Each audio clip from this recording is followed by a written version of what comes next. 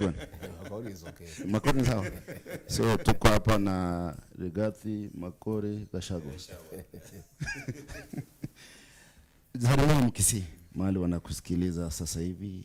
Just say asante sana wana Nyakundi na wenzako. Kwanza nimkaribishe hapa nyumbani kwangu. Hapa nimekaa karibu zaidi ya miaka 30.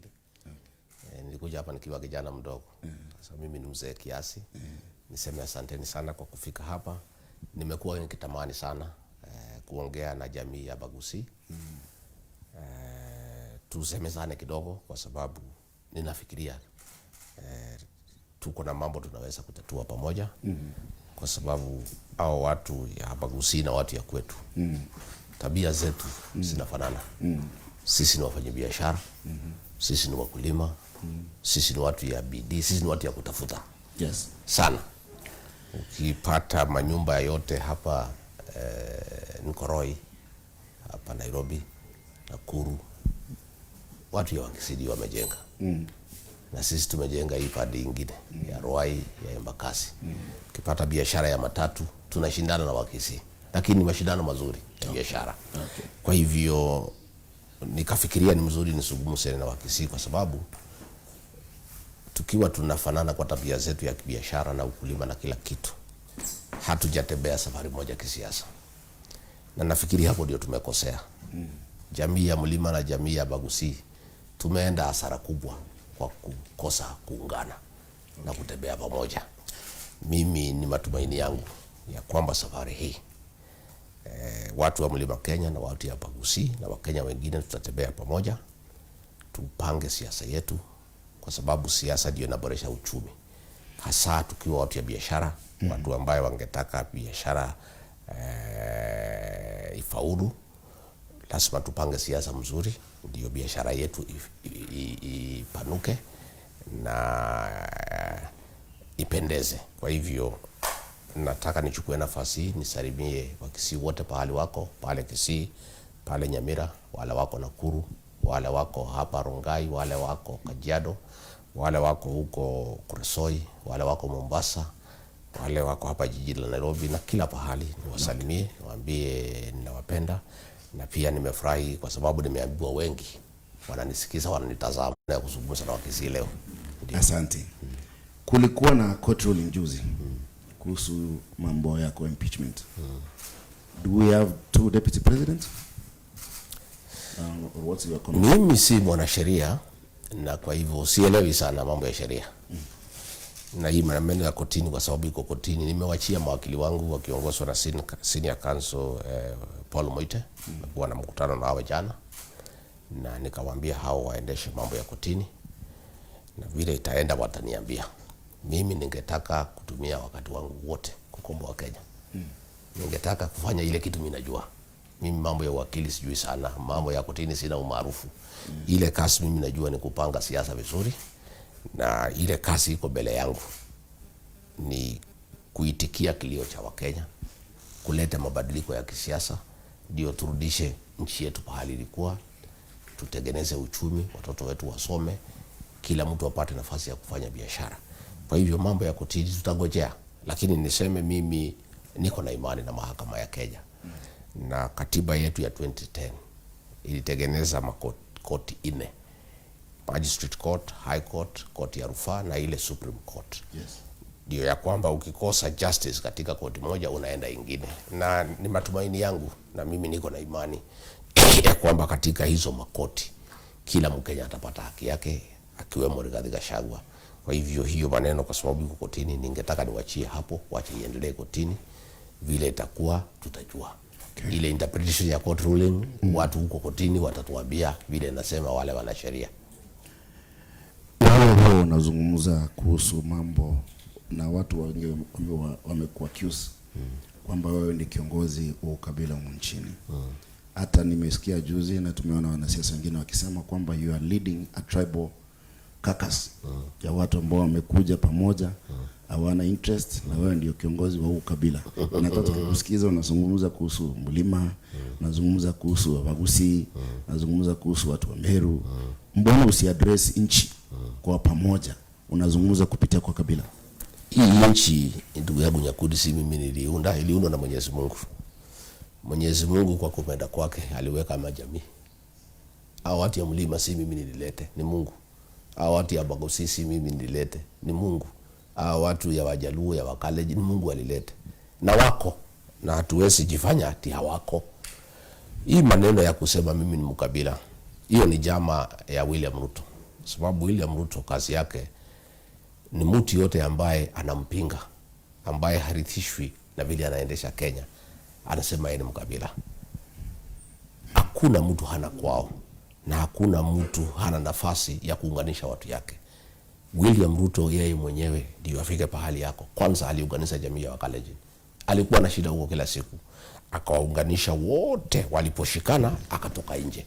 Hivi ndivyo sisi tunafanya, kwa sababu huwezi kwenda kwa meza ya kitaifa kama huna ushawishi nyumbani. Mzungu anasema charity begins at home. Hiyo msemo si mimi nimeweka, imekuweko tangu since time immemorial. Lazima kwanza muongee na watu ya nyumbani, msikizane, ndio wakupatie ruhusa kwenda kutafuta wengine. Mimi nilikuwa naunganisha watu wetu ya nyumbani.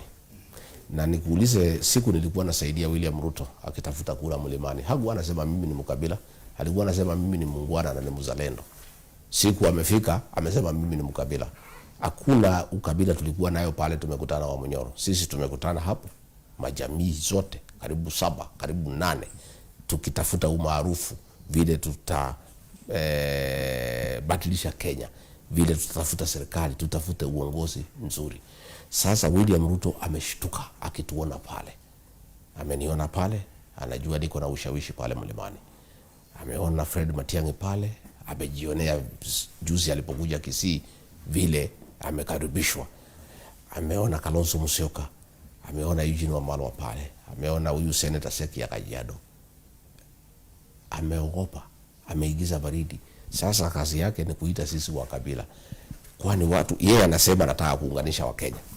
Ndio ametafuta Raila Odinga waunganishe Kenya. Hajasema kutafuta Raila na yeye ni ukabila. Lakini sisi tukiungana jamii zingine pamoja ndio tutafuta serikali pamoja, anasema ni ukabila. Sisi tulikuwa jamii karibu 7. Yeye ni watu wawili. Mbona hii yake na Raila Odinga hasemi ni ukabila wakishikana? Na sisi tukiunganisha tunasema tunataka kuja pamoja, tutafute serikali pamoja, turekebishe Kenya pamoja, anasema sisi ni wakabila. Sisi si wakabila, sisi ni wazalendo. Ile kitu tunataka ni kutafuta vile tutarekebisha nchi hii. Na William Ruto anaendelea kuita sisi wakabila kwa sababu amekwama. Amekataliwa na Wakenya kila pahali. Sasa kulia chake kila siku, akiona mtu hamtaki, hapendezwi ya kazi yake, huyu ni mkabila. Akiona mtu nauliza maswali, huyu ni mkabila. Sasa kusema Kenya haiendi, haribu uchumi, hiyo ni ukabila. Kusema SHA haifanyi kazi, hiyo ni ukabila. Kusema hii manyumba alianzisha ni mambo ya biashara yake binafsi, hiyo ni ukabila.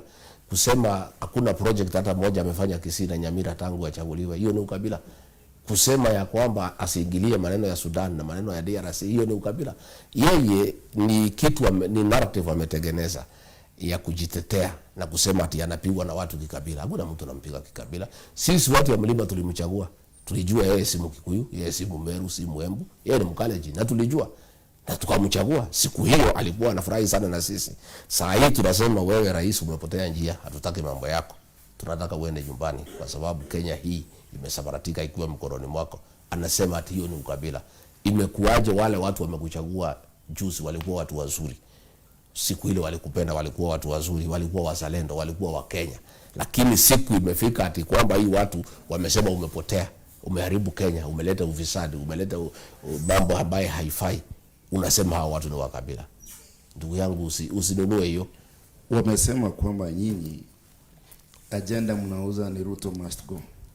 Nothing else. Bwana Nyakundi. Hamna agenda. Agenda yenu ni Ruto must go. Agenda ni ipi? Tuko na agenda kubwa sana. Tuko na agenda kubwa sana ya kurekebisha uchumi wa Kenya. Lakini ndio hii uchumi turekebishe, lazima Ruto aondoke kwanza kwa sababu ndio ameharibu. Unasikia? Tuko na agenda kubwa sana ya kulainisha mambo ya matibabu. Lakini ndio tulainishe matibabu, lazima Ruto aondoke kwa sababu ndio ameharibu. Tuko na agenda ya kuregesha heshima ya payslip wale watu wafanyikazi public sector na private sector wamefilisika kwa sababu huyu rais ameingilia payslip, amechukua pesa yote. Ndio tulegeshe heshima ya payslip, lazima huyu Ruto aondoke. Hii agenda ya Ruto kuondoka si ya viongozi, ni ya Wakenya. Wakenya ndio wanatuambia sisi vile tunafanya ni kufuatilia vile Wakenya wanataka. Hiyo mabadiliko yote inatakana ifanyike Kenya. Ndio Kenya yetu irudi pahali ilikuwa. Turekebishe nchi yetu. Turudege maneno ya masomo. As we speak, watoto wa university wako nyumbani. Mwenye kulete policies ambaye imefanya watoto wasome ni William Ruto. Akiwemo tutarekebisha namna gani? Kwa hivyo agenda ni mbili. Agenda ya kurekebisha Kenya. Lakini ndio turekebishe Kenya, lazima Ruto kwanza aondoke. Kwa hivyo hiyo ndio agenda number 1. Hata ukienda kwa mkutano iko na first agenda 1 2 3 4 5. Hii yake is number 1 because agenda number 1 ni Ruto aende nyumbani. Asipoenda hizi agenda zingine zote hasiwezi fanya kazi, kwa sababu ataendelea kuharibu Kenya, ataendelea kupora Kenya, ufisadi utaendelea, ataendelea kuwa kwa kampeni juu ya gari kila siku na sana kudanganya wa Kenya, kwa sababu utawala wa Rais William Ruto ni wa udanganyifu. Kila pahali akienda ni udanganyifu.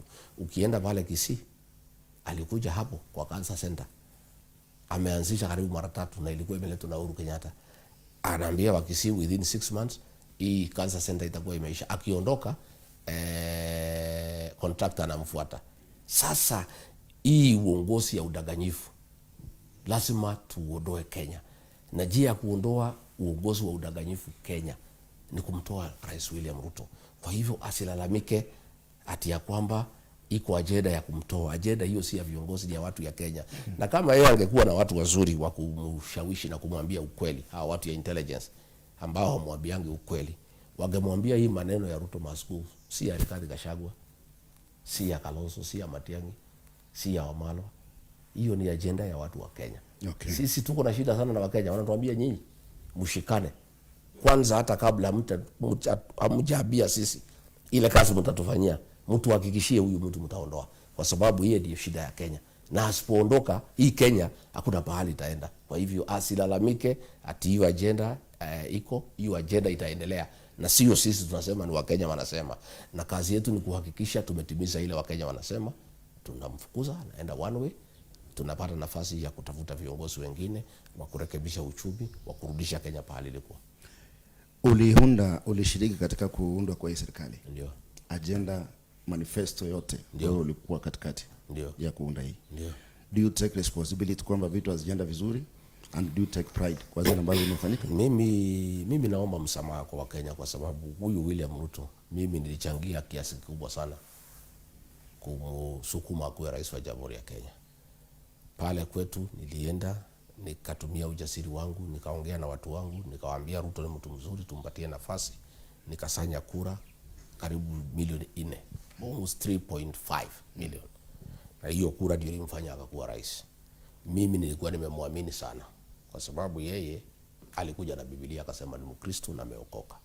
Na unajua mimi Nyakundi ni bwana ya pasta.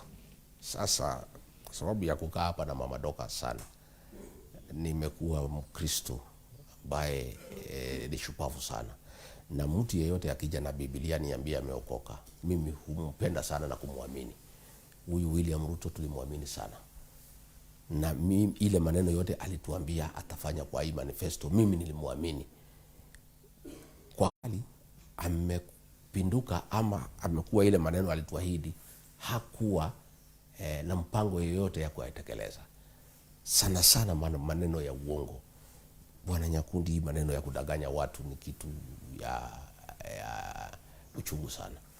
Alikuja pale North Mugirango pale Nyamira, akasema kutakuwa na university ya Nyamira, akijua vizuri hakuna pesa yote iko kwa budget. Anadanganya tu watu ya Nyamira mjana, na anajua mpaka wa leo hakuna kitu kimefanyika. Unasikia? So mimi I take responsibility, kwa sababu nilimsaidia huyu William Ruto kuwa rais. Alafu amefika pale amegeuka wa Kenya. Alikuwa ameambia wa Kenya ya kwamba mambo ya bottom up economic transformation, hii serikali itakuwa ni ya bodaboda, itakuwa ni ya mama mboga.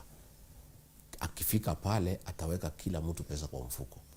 Sasa kufika pale kuliko aweke watu pesa kwa mfuko, ile kidogo ilikuwa kwa mfuko ametoa, ameweka kodi, watu wamekwama.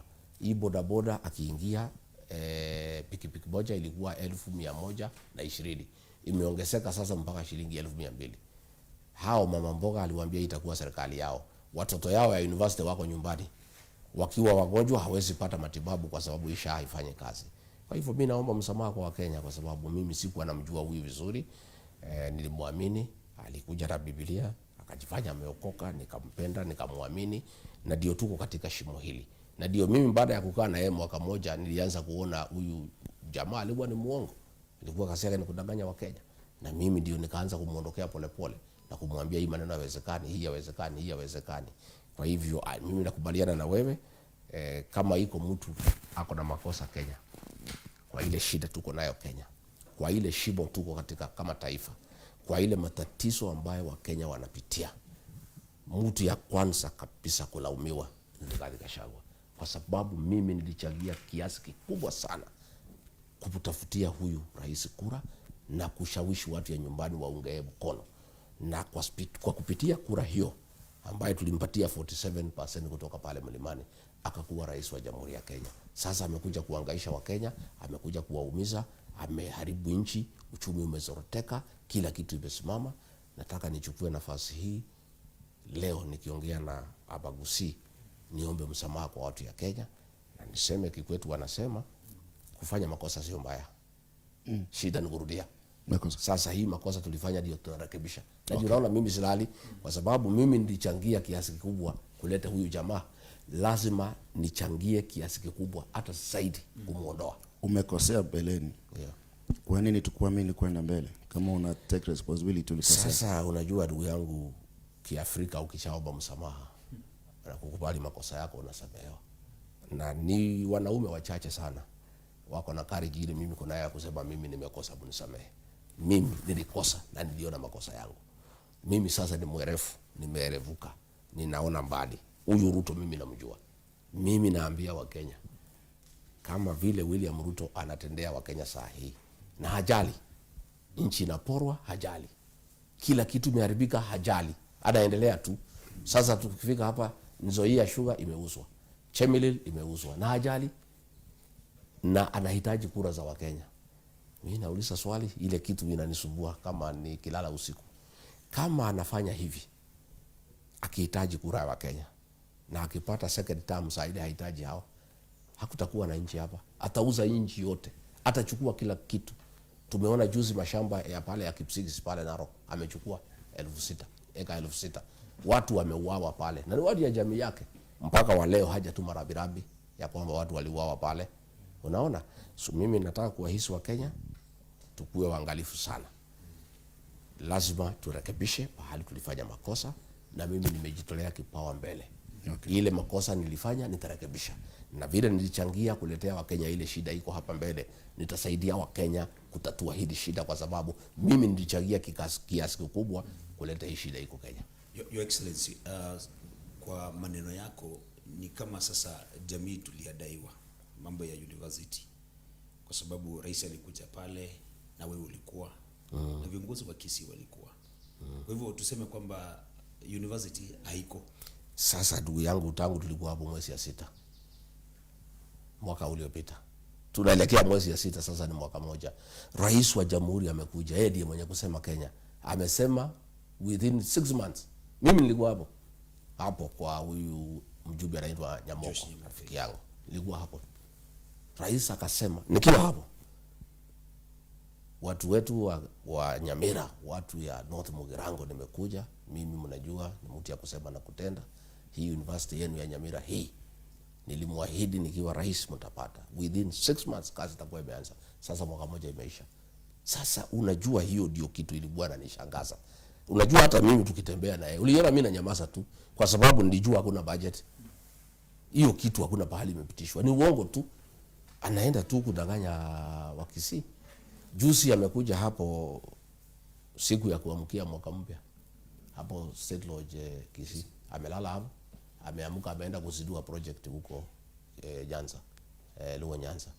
Hapa Kisii ni kulala tu na kwenda kuitia watu chakula peke yake. Sasa niliuliza siku moja, hii wa Kisii tutawasaidia, na nasema si wako na state lodge. Sasa state lodge itasaidia Wakisii namna gani? Na hii ni pahali ya rais kwenda kulala alafu aende. Amekuja hapo kufanya party usiku. Sasa party Wakisii, kusema kweli, wanahitaji rais wafanyie party ati ya kurusha mwaka. Ati rais wamefanyia kitu kikubwa sana, atikuja Kisii ati kurusha mwaka, ati hiyo ndio maendeleo ya Kisii. Lakini hiyo ni kubeba watu vibaya. To be fair, Excellency, the president amekuja Kisii previously.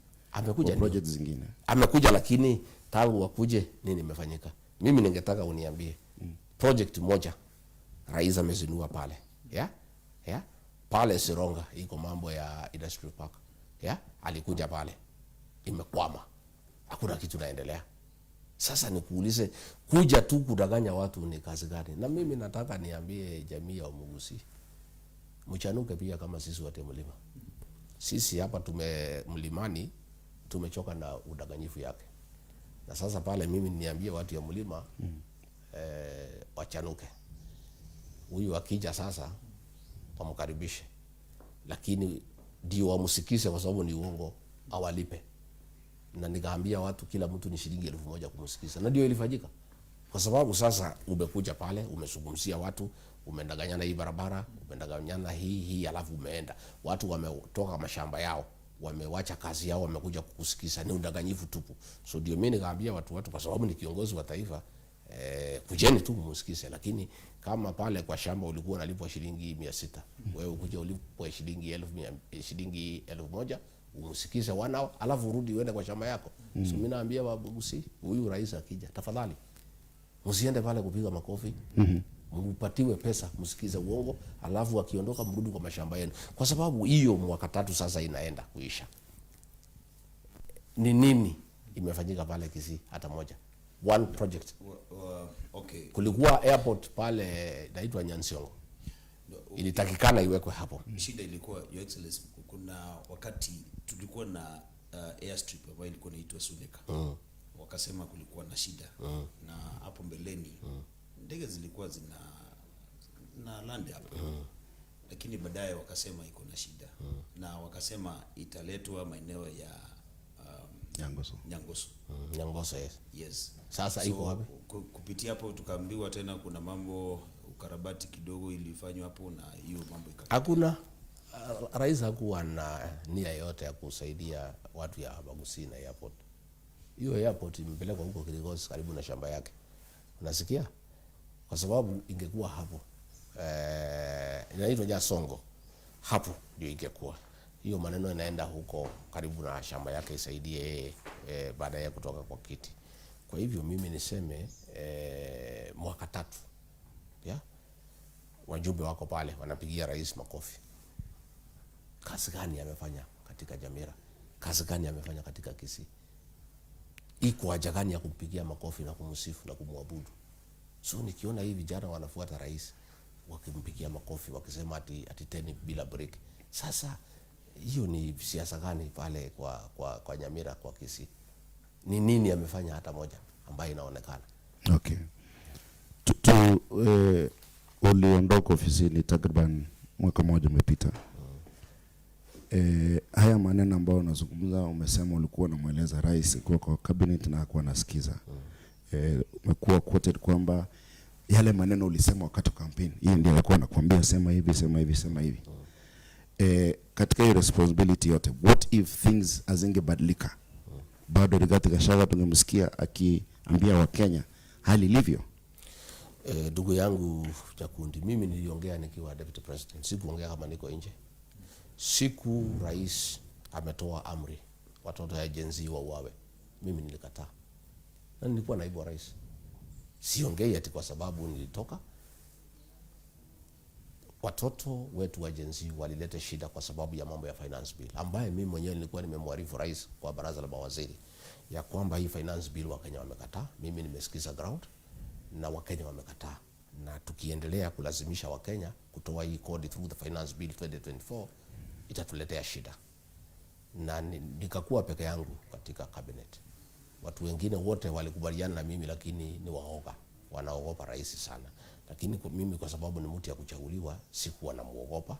So mimi nikamwambia katika cabinet, hii kitu italeta shida. Siku ameamua iendelee na kukaanza kuonesha iko dalili kukapangwa operation kubwa sana vile hii vijana watakabiliana na hawa. Na vijana wengi sana walikuwa wamebeba maji na simu, hawana silaha, hawana bunduki, hawana chochote. Watoto wadogo wakauawa kikatili. Mimi nikamwambia rais ni makosa. Hata akanikataza kwenda mkutano ya National Security Council kwa sababu mimi nilikuwa napinga vikali sana.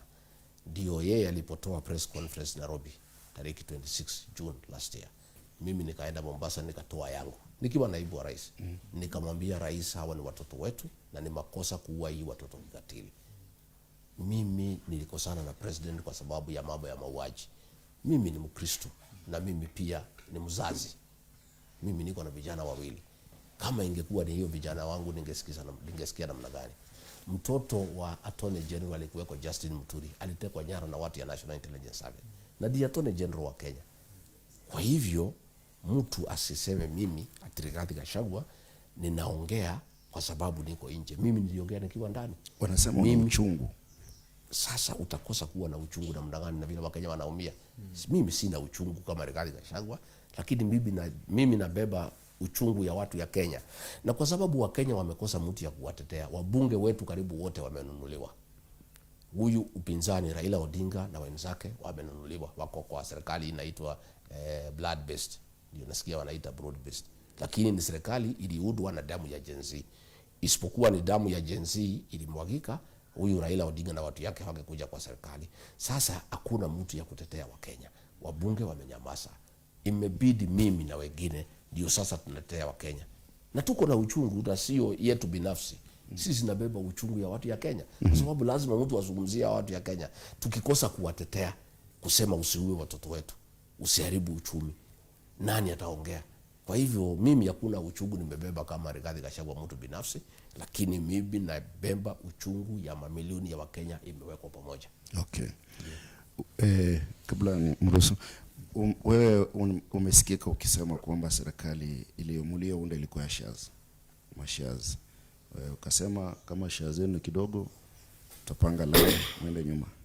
So ukizungumzia Mkisii sasa hivi mnapoendelea kupanga vile serikali itakuwa. Sasa share ya watu wa Abagusi iko wapi? Na ni ngapi?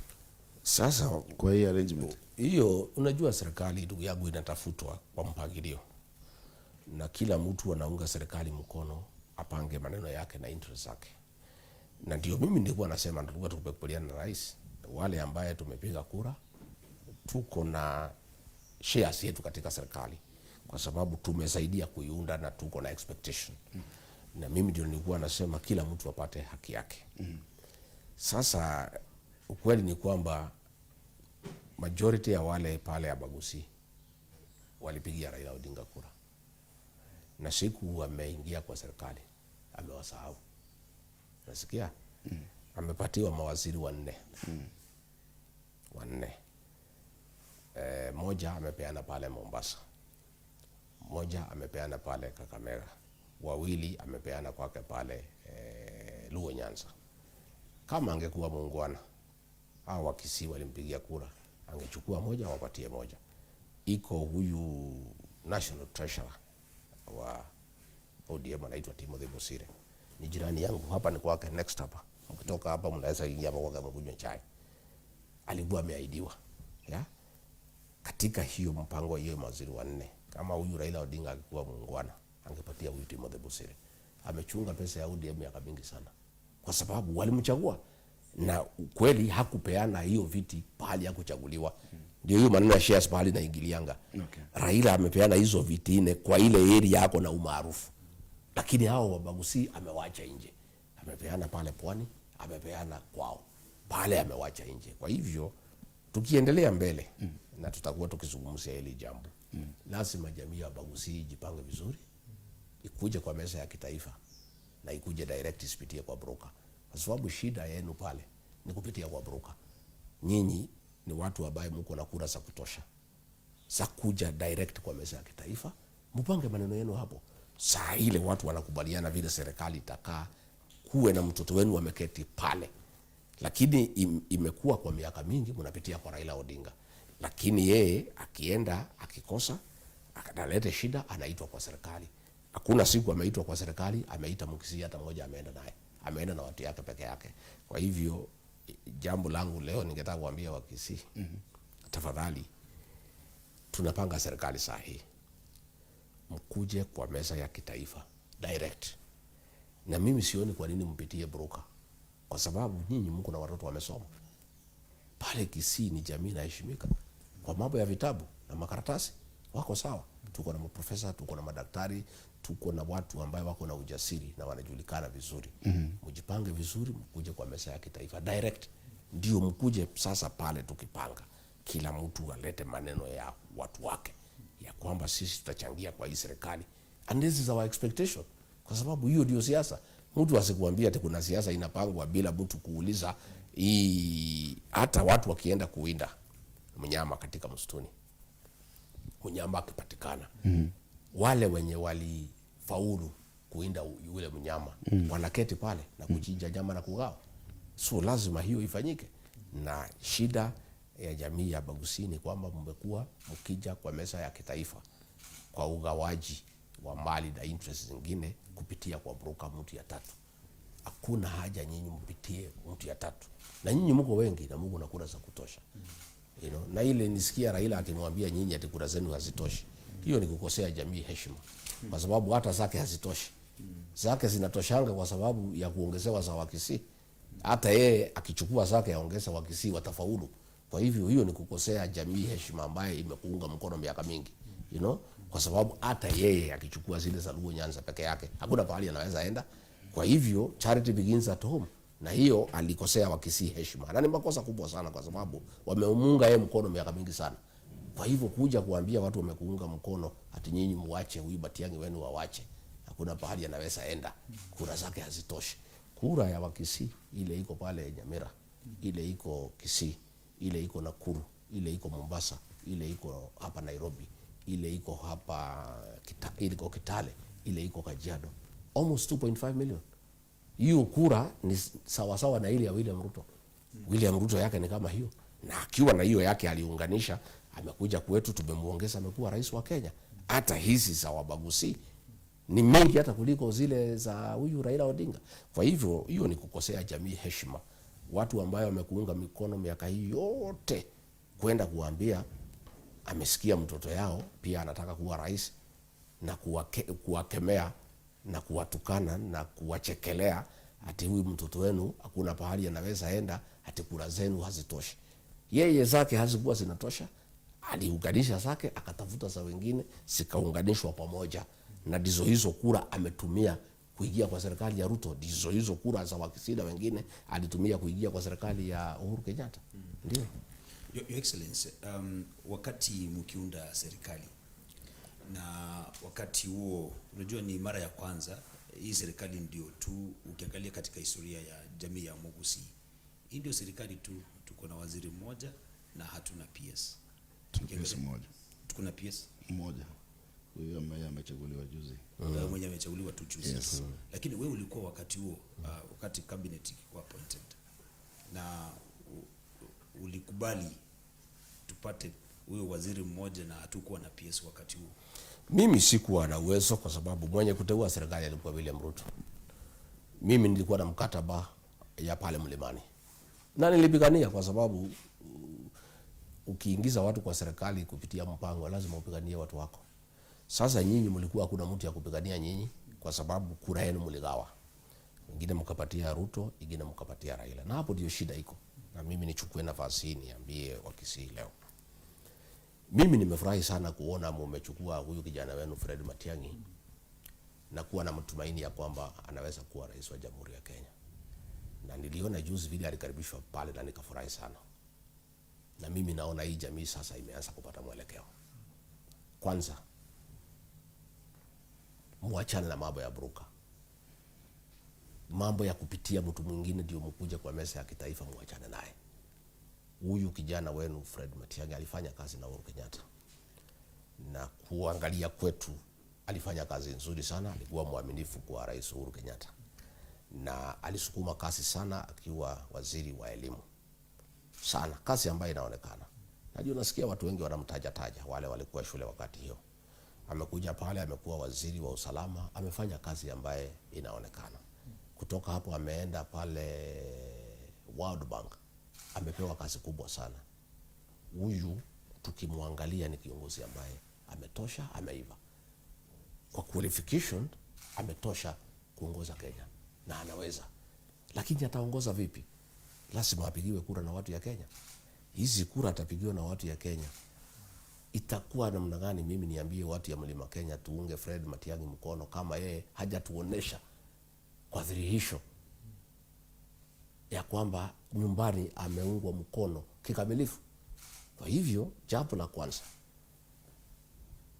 tuko pale presidential candidate wengi. Mimi niko pale, nataka kuwa rais wa Jamhuri ya Kenya. Tuko na huyu Martha Karua anataka kuwa rais wa Jamhuri ya Kenya. Tuko na huyu Eugene Wamalwa anataka. Tuko na huyu Kalonzo Musyoka anataka. Tuko na Fred Matiang'i sasa amejiunga na sisi. Sisi pale mwisho tutaketi, ndio tutoe candidate moja ambaye atakubana na William Ruto. Lazima tufanye hivyo na tutafaulu na tutaketi pamoja. Lakini ndio huyu Matiang'i akuwe na chance, lazima afike pale kwa meza ya kitaifa, atuoneshe na ushahidi ya kwamba ameunganisha jamii ya nyumbani. 2.5 ako nayo kwa meza. Sasa ndio tuanze kuulizana, okay, Bwana Fred Matiang'i umekuja na 2.5, fine. Formula gani tutaweza fanya tukusaidie? Hiyo kura yenu ndio Ruto alikuja naye. Kwa hivyo inawezekana, it's possible. Lakini shida pale kwenu ni kugawa kura zenu. Sigine mnapatia Raila, sigine mnapatia Ruto, sigine mnapatia Nandi. Wakati umefika kama mko serious ya kwamba mngetaka kijana wenu akuwe pale kwa serikali, either president, deputy president ama chief cabinet secretary, whichever, ile tutasikizana kwa sababu pale tutaketi. Lakini tunataka Wakisii wakuwe ndani ya hii serikali. Jambo la kwanza. Hiyo mambo ya Matiang'i tutaongea sana. Mimi nasema jambo la kwanza. Yes. Lakini ni mtu uoneshe. Okay. Mumeungana nyinyi nyote. Yes. Nyuma ya kiongozi moja. Na ndio hiyo Ruto anaita ukabila. Yes. Kwa sababu anajua mkiungana nyinyi yote hakuna kura atapata pale Kisii. Na ndio ako na uchungu, anasema hiyo ni ukabila. Yeye akiunganisha Wakalenjin, hakuna mtu alisema ni ukabila. Yake ameunganisha yote. Vile aliunganisha Wakalenjin, akakuja kuongea na sisi. Ndivyo tunataka Matiang'i aunganishe Wakisii. Akuje kwa meza ya kitaifa, aongee na wengine. Na ataongea akiwa na nguvu. Kwa sababu ukiwa na watu 2.5 million, unakaa kama mwanaume kwa meza na kusema mimi nimekuja kwa hii kikapu ya kitaifa, nimekuja na hii. Tafadhali, mimi niko na maono, niko na sera, niko na experience, mimi naweza ongoza Kenya. Munipatie nafasi ndugu zangu. Lakini ndio munipatie nafasi, hata mimi nimefanya bidii kidogo. Nimekuja na hii, niko naye hapa kwa meza. Thank you, Your Excellency. Hii mambo ya Matiang'i tutaongea sana na tuko na muda, hatuna haraka. Lakini wewe ulitumia pesa mingi sana ukiwa naibu wa rais, ukisafiri, mambo ya chai. Sababu unajua jamii ya Mogusi chai ni ile tunasema ndio inasaidia sana, mambo ya chai na mambo ya kofi. Ulifanikiwa njia yote? Kwa sababu hata saa hii mambo ya chai sana. Mimi nilikuwa pale ofisini, nikiwa ofisini nilikuwa nimepewa majukumu ya kusukuma mabadiliko katika sekta ya chai, sekta ya kahawa na sekta ya maziwa. Katika sekta ya kahawa na majani chai nilifaulu kiasi kikubwa sana. Na sekta ya kahawa nilifanya conference pale Meru na watu kutoka Gusii walikuja pale. Na tukafanya marekebisho, na kwa sababu ya hiyo marekebisho baada ya miaka 2 matunda ndio imefika hapa. Tukiongea leo, ukienda pale nyumbani, kahawa imelipwa vizuri sana mwaka huu kwa sababu ya hiyo mabadiliko tulifanya. Na wakulima wanapata kutoka shilingi 120 kwa kilo moja mpaka 180. Na hiyo ni kwa sababu ya ile marekebisho ambayo mimi niliongoza katika sekta ya kahawa. Katika sekta ya majani nitembea sana kutafutia soko majani chai, na tukafaulu kiasi kikubwa. Lakini huyu rais ameturudisha nyuma, kwa sababu majani chai yetu kama 15% tunauza pale Sudan. Huyu rais wetu ameenda pale Sudan, ameanza kuingilia uongozi wa nchi hiyo. Iko group inaitwa RSF ambaye inataka kupindua serikali ya Rais Burhani. Na huyu rais wetu ameingilia hiyo maneno, kwa sababu yule mtu anaitwa Hemeti wako na biashara na yeye ya dhahabu. Na pia ile kijana ya kwenu ile ya town ile inaitwa Zahil ako katika hiyo biashara pamoja na rais na huyu mtu anaitwa Hemeti. Kwa sababu ya hiyo maneno, Sudan imetuwekea sanctions ya kukataa majani chai yetu iende iuzwe huko Sudan. Na kwa hivyo ni pigo kubwa sana kwa wakulima ya chai katika Jamhuri ya Kenya. Na hii matatizo unaona sasa iko. Majani chai imejaa pale Mombasa kwa auction. Your Excellency, umesema Zaire, unajua si vizuri kutaja jina. Mimi nasema mimi nilikuwa pale. Uhusiano gani na bei ya chai? Siku nasema huyu Hemeti. Siku rais alimwalika Kenya kupitia mimi nikiwa naibu wa rais, kwa sababu rais hawezi alika vice president direct. Aliniita mimi akaniomba nialike huyu Hemeti akuje. Mtu ambaye alikuwa anafuatilia hiyo maneno ni Mheshimiwa Zahil. Kwangu alikuwa ananisumbua sana kwa sababu huyu mtu rafiki yake. Hata alipokuja kuniona walikuja na Zahil. Kwa hivyo hiyo biashara wanafanya Zahil, rais na huyu Hemeti. Niko naye. Mimi nimesema rais na huyu Zahil na Hemeti wanafanya biashara pamoja ya dhahabu. Unaona? Na hiyo biashara wanafanya ya dhahabu ndio imetuletea hasara mambo ya chai. Kwa sababu sasa ulijua lini biashara? Nini? Ulijua lini biashara? Siku huyu Hemeti alikuja, unajua diplomasia. Rais anaweza tu alika rais mwenzake. Naibu wa rais analikuwa na naibu wa rais. So rais aliniomba akasema, huyu Hemeti ni rafiki yangu, tumetoka mbali. Tafadhali nisaidie mwalike akuje, lakini ni mgeni wangu si wako. So mimi nikamwalika na nikaongea naye nikampeleka kwa rais. Katika hiyo harakati ile siku alikaa Kenya, mimi si mjinga, mimi ni mtu nimesoma. Sijasoma sana ile ya PhD na masters, lakini niko na kiasi kidogo ya masomo. Pia mimi niko na ile inaitwa streetwise, ile ujuaji hapa ya city. Sasa mimi si mtu mjinga. Nilijua pale huyu Hemeti alikuwa amekuja mambo ya biashara na nikapick 1 2 3 na hii Zahil ako ndani. So hiyo maneno ya biashara ya gold na watu ya Sudan imetuletea matatizo kama taifa. Tumefukuzwa pale katika soko ya chai katika Sudan ambayo tulikuwa tunauza 15%. As we speak today, majani chai yetu imelala pale Mombasa. Ndio. Mheshimiwa Rigathi Gachagua, tuzungumzie mambo hata tunapopanga kwenda katika uchaguzi. IEBC imekuwa ni maneno mengi kutoka hapo mbele, lakini sasa tumefanya rais amenominate chairman na commissioners wa IEBC. Kwanza sijasikia ukizungumzia hilo. Unaweza sema nini? Well, ile rais amefanya ni yake na ile process ametumia watu wengi hawarithiki. Kwa sababu ameongea na Raila, wameweka wale watu wanataka. Lakini mimi sioni shida. Kwa sababu uchaguzi, uamuzi wa Supreme Court ya 2013 uliamua ya kwamba matokeo ya polling station is final. Sasa hapa Nairobi ni mambo ya tallying. Kwa hivyo sisi kazi yetu ni kuchunga kura yetu pale kwa polling station na kuweka agent sawa sawa na kuhakikisha uchaguzi umeenda sawa sawa. Lakini juu ya hayo mimi siwezi ogopa kusema huyu rais hataki abagusi community mema. Huyu kijana wenu Charles Nyachae, tumepata habari pale kwa pano ndio alikuwa namba 1 kuwa chairman wa IEBC. Rais akapatiwa majina hayo mawili akamuondoa.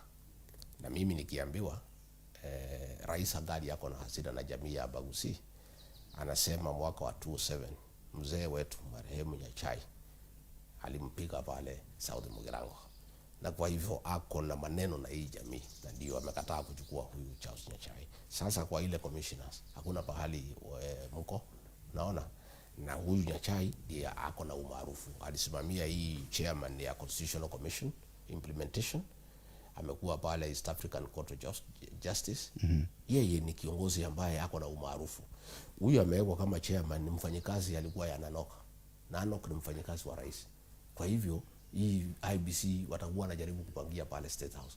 Huyu Charles Nyachae kama angepatiwa, Wakenya wangeridhika kwa sababu 1 anajulikana, ni mzee, iko na mali yake.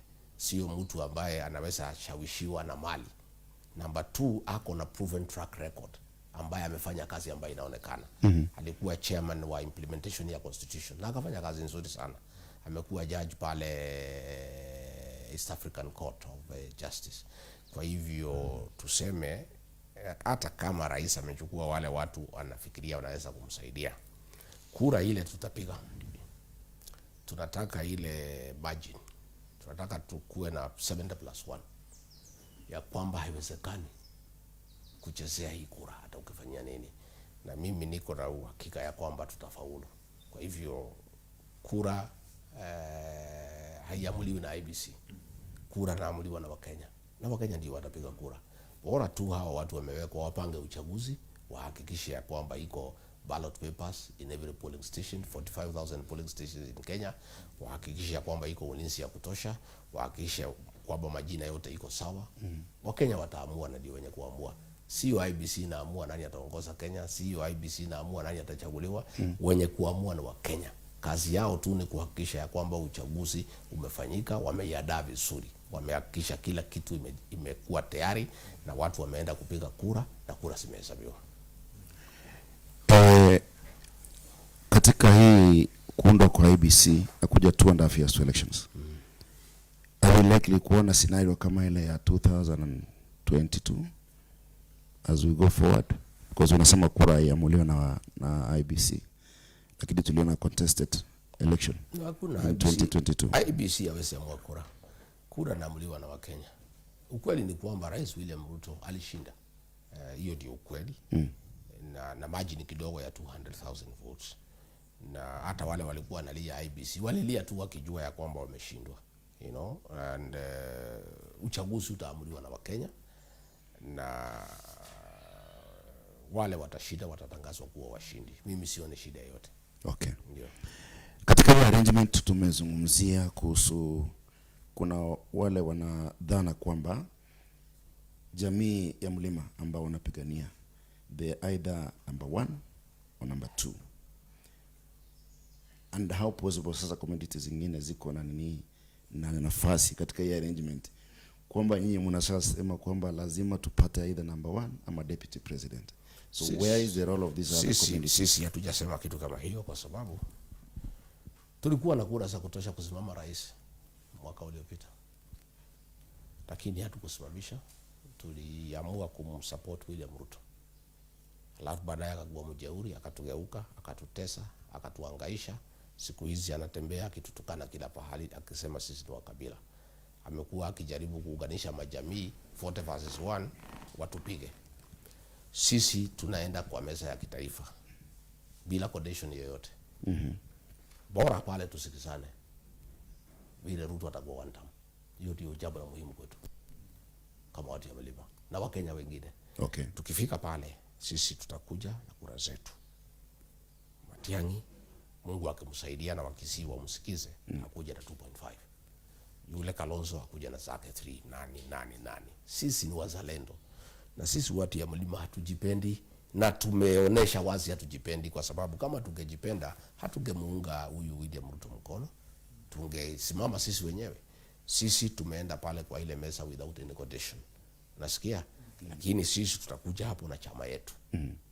Ambaye itakuwa na wabunge ya kutosha, kwa sababu makosa sisi tulifanya ni kuunga Rais William Ruto mkono na chama yake. Hapo ndio tulianguka kabisa 10-0, na tuna regret sana kama jamii. Hapo alituchenga kabisa, akatudanganya tuingie chama yake, alafu ametusabaratisha. Sisi tunaunda chama yetu ambaye tutasimamisha naye rais na wabunge na magavana, lakini ikiwa ile mazungumzo na formula haita favor sisi, ita favor mtu mwingine, sisi tuko tayari kuunga yeye mkono, hatuna shida. Bora tutengeneze serikali na tutoe Ruto. Kwa hivyo niseme, hatusemi sisi tuko na any condition. Tunaenda kwa hii mesa unconditionally, lakini we also know that hatuwezi faulu bila kuunganisha eneo letu. Na ndio kazi mimi nafanya kila siku, kuiunganisha na kuhakikisha ya kwamba kura zote tunaweka kikapu moja, kuhakikisha ya kwamba watu wamejiandikisha kura, majenzi wamejiandikisha. Ndio kazi mimi nafanya kila siku. Mimi nataka kura zetu pale nisukume mpaka 7 to 8 million. Na hiyo kazi ninafanya na bidii sana, silali, na nitafanya hivyo. Kwa sababu tukiwa na hizo kura, tukishikana na Wakenya wengine, tuna uhakika tutapata serikali nzuri, tutapata serikali ambayo inajali maslahi ya Wakenya, tutapata serikali ambayo itaregesha uchumi wa Kenya pahali ilikuwa, na tunajua ya kwamba tutafaulu kama taifa. Okay. Last year tulikuwa na demonstrations za Gen Z.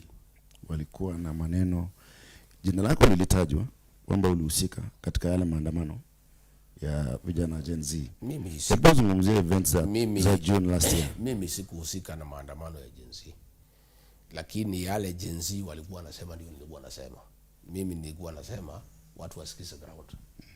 Ya kwamba hii finance bill haifai. Ya kwamba tumeumiza Wakenya zaidi.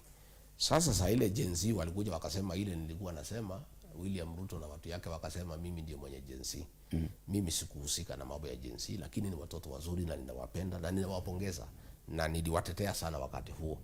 Na sina apologies ya kwamba nitetea watoto wetu wa Gen Z. Hata saa hii mimi naambia watoto wa Gen Z pahali walipo wananisikiza, hao ndio tegemeo la Kenya. Kwa sababu hawana ukabila na hawezi nunuliwa na hawezi tishwa. Hao watoto wetu ni wazalendo kikamilifu. Na mimi nataka kuwaomba pahali pote walipo wachukue vitambulisho, wajiandikishe kura. Wanafanya kazi nzuri sana kwa mtandao ya kueleza Wakenya yale mambo yanaendelea. Lakini mabadiliko ya Kenya haitafanyika kupitia kwa mtandao. Mabadiliko kamili ya kuokoa Kenya na kuirudisha pahali inatakikana itafanyika kwa debe. Kwa hivyo mimi naomba watoto wetu wa Gen Z, nikiwa baba yao, wanisikize, waende wajiandikishe. William Ruto alisema mimi ndio mwenye Gen Z. Mimi nikakubali, hao ni watoto wazuri. Kama wangekuwa wangu ningekuwa na umaarufu kubwa sana. Lakini mambo ya maandamano na nini mimi sikuhusika. Ile tu nilikuwa nimeonya ya kwamba tusiposikiza Wakenya kutatokea maneno, na ikatokea. Sasa akapiga 2+2 akasema huyu Rigathi vile alikuwa anaongea ndio hii watoto wanaongea, kwa hivyo yeye ndio mwenye hii watoto. Hii watoto mimi hata sikuwa nawajua. Nilikuja kujua ya kwamba wako na wamefika katika maneno ya Kenya in the center stage. Sasa ile walijitokeza kupambana na yale maneno ambaye hawapendi.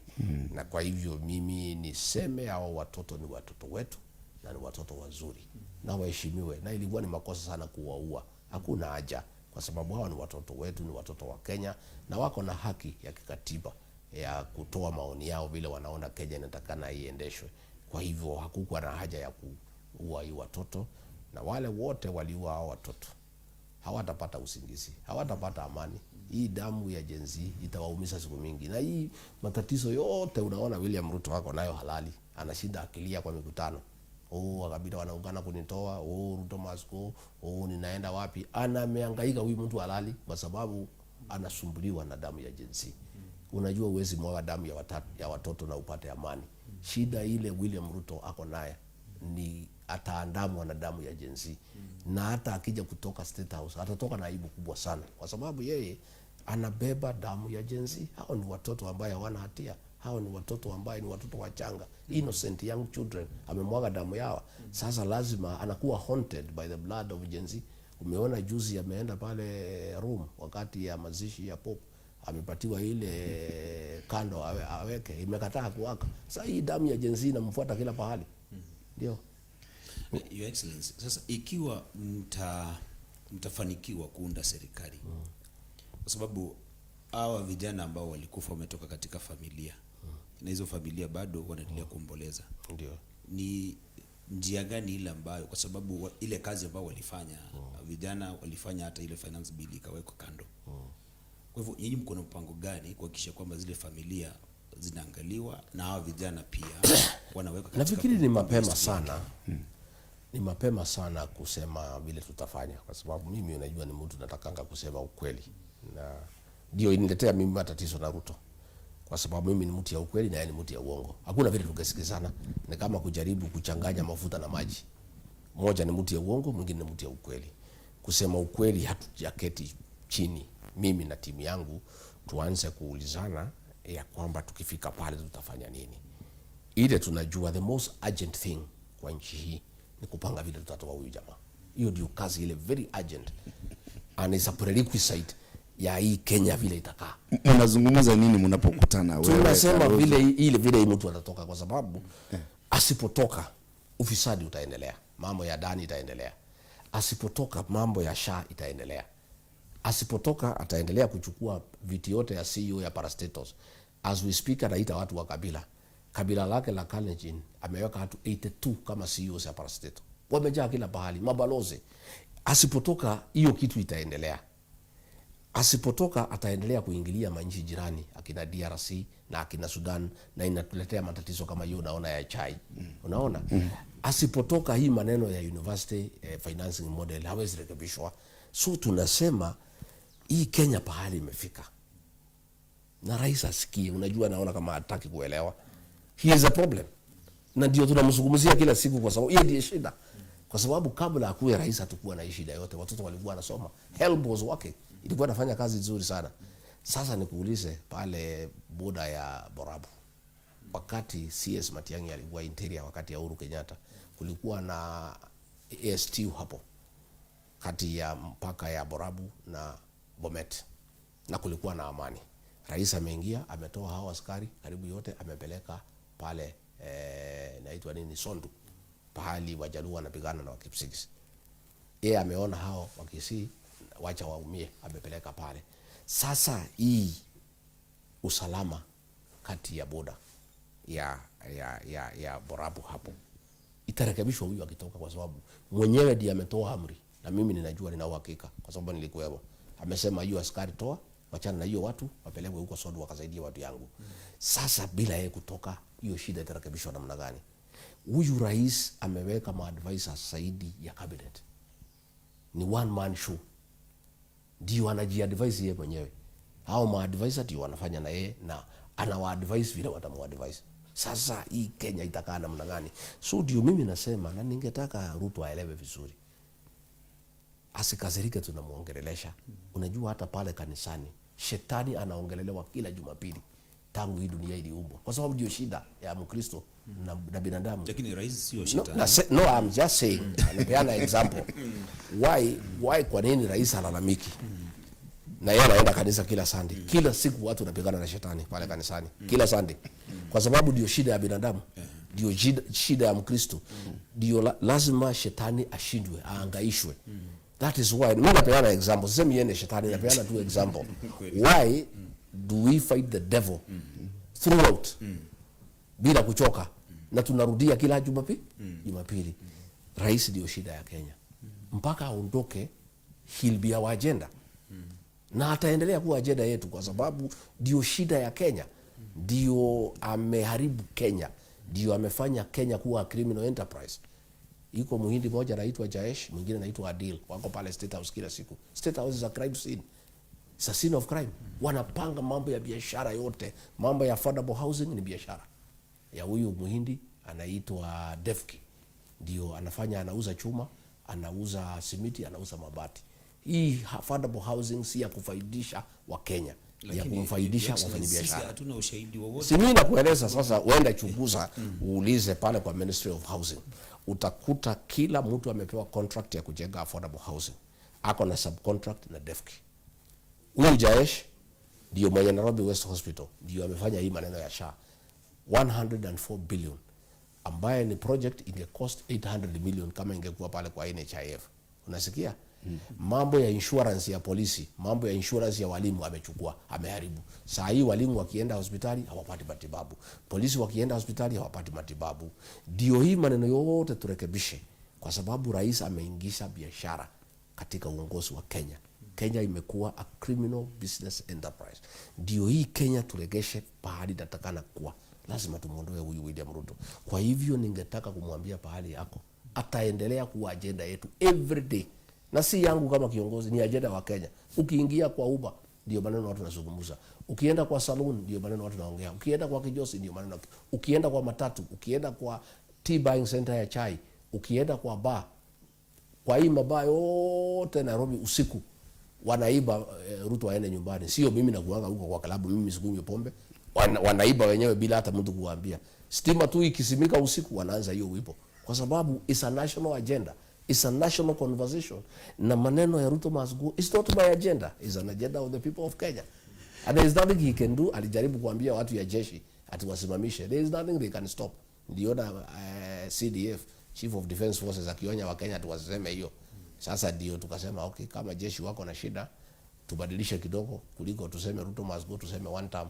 Sasa dijia tu, najua they are semantics. Tubadilisha tu lugha. Excellency, before elections ama wakati wa kampeni ulikuwa na matatizo sana. Ulizungumza maneno mazito sana kuhusu aliyekuwa rais. Na aliyekuwa rais alikuwa ni mdosi wa Fred Matiang'i. Hii arrangement ya kufanya kazi na nyinyi ikoje, and what do you say about that? CLF vizuri. You had an issue na President Uhuru Kenyatta wakati alikuwa ofisini. Na Fred Matiang'i wakati walikuwa wanaongoza. Sema wameharibu nini, usalama iko sawa. In fact wakati mmoja ulishikwa ukasema Uhuru Kenyatta ndiye anasukuma hii maneno. Unaongelelea sasa mnafanya kazi na wao. Ni interest zako ama ni za wananchi? Hapana, za nchi. Unajua Rais Uhuru Kenyatta mimi nilikuwa PA wake miaka mingi sana na tunajuana vizuri na rafiki yangu. Lakini siku walipitana na William Ruto, mimi nikakuwa pande ya William Ruto kwa sababu William Ruto aliniahidi ya kwamba Uhuru amemnyanyasa, nikamwamini. Na yeye mwenyewe akasema hata wasinyanyasa naibu wake. Amekuja kunyanyasa na kudifukuza. Unasikia? Sasa ile Uhuru Kenyatta alikuwa ametuambia tujiadhari William Ruto, tumekuja kuona. Na ndio mimi hata nikaomba msamaha kwa Rais Uhuru Kenyatta kwa sababu kama tungemsikiza tungekuwa kwa hii shida. Unasikia? Kwa sababu yeye ndiye alikuwa anakaa na yeye pale. Huyu Fred Matiang'i tulikuwa na shida na yeye, si kwa sababu ilikuwa kibinafsi, ilikuwa strategic and political. Alikuwa ndio nguvu ya Uhuru Kenyatta. So ilikuwa ukitaka kupambana na Uhuru Kenyatta kwa sababu huwezi pambana na yeye direct, unapambana na mtu yake ile iko na nguvu. Na hata juzi tumekuwa na CS Matiang'i tumecheka, tulikuwa na yeye tukacheka sana. Nikamwambia CS, mimi sikuwa na maneno na wewe, lakini wewe ndio ulikuwa umeshikilia Rais Uhuru Kenyatta na tulikuwa tunashindana na yeye. So ndio tuweze Uhuru Kenyatta lazima tungekulenga. Na nikamwambia vile na nyinyi, mimi upande ya Ruto nilikuwa na nguvu sana na nyinyi mkanilenga kwa sababu mliona mkinihangaisha kidogo umaarufu wangu utaenda chini na labda nikufe roho. Kwa hivyo hiyo ilikuwa ni siasa wakati huo. Wacha nikuambie, there are no permanent friends and enemies in politics. It's about interest. The interest now is to save this country. Naona? Na ndio Rais Uhuru Kenyatta na sisi tumeweka tofauti zetu kando. Huyu Matiang'i na mimi na wengine tumeweka tofauti zetu kando because Kenya is bigger than all of us. Na sisi hatuna nchi nyingine ya kwenda, ni nchi hii tu. So sisi tumejitolea. Naona? Na lazima pia tuseme ukweli ni kwamba tukiona kiongozi ako na maono na ako na experience ya kuongoza, the fact that tulikuwa tumekosana hapo mbele kisiasa hawezi fanya sisi tusione umaarufu wake. Kwa hivyo huyu Matiang'i tumeona tunaweza saidiana. Amenitafuta, nimemtafuta, tumetafutana. He was looking for me, I was looking for him. Both of us were looking for each other. So siku tumekuja kukutana sema ndugu, nilikuwa nakutafuta, hata mimi nilikuwa nakutafuta. Kwa sababu tunaona we need to come together. Lazima tukue pamoja, tuokoe nchi yetu. Kwa hivyo hakuna wasiwasi. Ndio. Leo hii rais akupigie simu. Kwa maneno yako, there is no permanent enemies in politics. Akwambie nilikosea na sasa nimeona makosa yangu, nataka ukuje tuunde serikali. Tutaunda lakini nimekueleza shida ni rais. Hata akinipigia simu, huyu rais ni muongo, hawezi badilika. Na Kenya ameharibu. So mimi hata akinipigia simu itasaidia nini? Hakuna kitu tunaweza fanya na Rais William Ruto kwa sababu mwenyewe ameharibu Kenya. Nikimwambia unaharibu, mimi nijaribu kumuongelesha nikiwa niaba yake, nikiwa naibu yake. Nikisema ameona makosa amerekebisha sasa. Lakini makosa si kwangu, kwa Wakenya. Okay, mimi tunaweza semeana, mimi kama Rigathi Gachagua, mimi ni Mkristo, mimi sina maneno. Naweza semeana na rais. Ile amenitendea mimi, ile amenithurumu, ameniaibisha, amenihangaisha, amenitumia watu Limuru kuniua, ametuma watu kanisani Mwiki kupigana na mimi kanisani. Hiyo mimi naweza msamehe kwa sababu mimi ni Mkristo. Lakini yale mambo yako Kenya itarekebisha, itakuwa imerekebishwa tukisameana. Kenya is bigger than me. It's not about Rigathi Gachagua. Sio mimi na sio mimi niko against William Ruto. It's the people of Kenya. Mimi ni mtu ya kusikiza ground. Mimi nasikiza wa Kenya. Mimi yale nasema si yangu, ni ya wa Kenya. Kwa hivyo rais akitaka kusameana na mtu, sio mimi, aongee na wa Kenya. Ambie wa Kenya, tafadhali nilidanganya nyinyi, naomba msamaha. Nililete ufisadi, nitawacha. Nimeleta Wahindi wachukue Kenya kwa biashara zote, nitawaondoa. Hii maneno ya university education nitawacha kuingilia. Mambo ya SHA nitaondoa, niregeshe NHIF. Rais apate mazungumzo na Wakenya, arekebishe tabia yake kama anaweza, awapatie Wakenya nafasi. aongee na Wakenya, sio mimi. Mimi siongei mambo yangu kama Rigathi Gachagua. Mimi ni mtu mdogo sana. I'm just an individual. Na mimi sina shida na rais as a person. Mimi niko na shida na yale ambaye yanatendeka Kenya, na yale makosa ambayo iko Kenya. Hiyo ndio shida langu. Kwa hivyo yeye akitaka aongee na Wakenya, sio mimi. Mimi sina shida. Umesema mnazungumza na Fred Matiang'i na viongozi wengine. Je, mnazungumza na viongozi wengine kutoka jamii ya Mugusi? Unajua mimi kufikiria kwangu, ndio hii maneno yetu ifaulu, lazima kila boma ikuwe na mzee wake. Huwezi ongea na mzee alafu unaongea na mama alafu unaongea na watoto, itakuwa ni kukosea mzee heshima. Mimi ile nataka kujua, na ndio mimi nangojea, ni ushahidi ya kwamba jamii ya Mugusi imekubali Matiang'i kama kiongozi wao, then tuongee na yeye. Unajua mimi pale kwetu nimekubalika, ya kwa hivyo mimi nikiongea watu ya mlima wanajua naongea kwa niaba yao. Tunataka kujua kabisa huyu Fred Matiang'i amekubalika na jamii ya Mugusi kama kiongozi wao. Unasikia? Sasa tunajua akija kwa meza amebeba jamii nzima. Na mimi hapo ndio niko na maneno. Unashuku kwamba jamii haijamkubali? Mimi nashuku kwa sababu siku amekuja pale amelakiwa vizuri sana. Governor Simba Arati, rafiki yangu sana, alikuwa pale. Na kila mtu amesema hawataki Ruto, hawataki Raila, wanataka Matiang'i akuwe rais. Siku 3 baadaye nimesikia huyu Arati akisema Matiang'i kuja ungana na Raila. Sasa mimi nimeshangaa, kwani imekuaje? Kwani hii maneno hamungu umemaliza? I thought hii maneno imemalizika ya kwamba Matiang'i ndio kiongozi ya jamii, aende atafute uongozi. Sasa nimeona governor ameanza kumwambia atienda ongea na Raila ati kwa ODM. Mimi nataka nimwambie ndugu yangu Simba Arati, sasa rafiki yangu sana na tutaelewana, tafadhali usirudishe hawa Kisii kwa broker. Utakuwa unakosea jamii. Kama hii jamii imeamua, imepata kiongozi anaitwa Fred Matiang'i, akuje kwa meza ya kitaifa aongee na viongozi wengine wa majamii zingine, watafute serikali pamoja.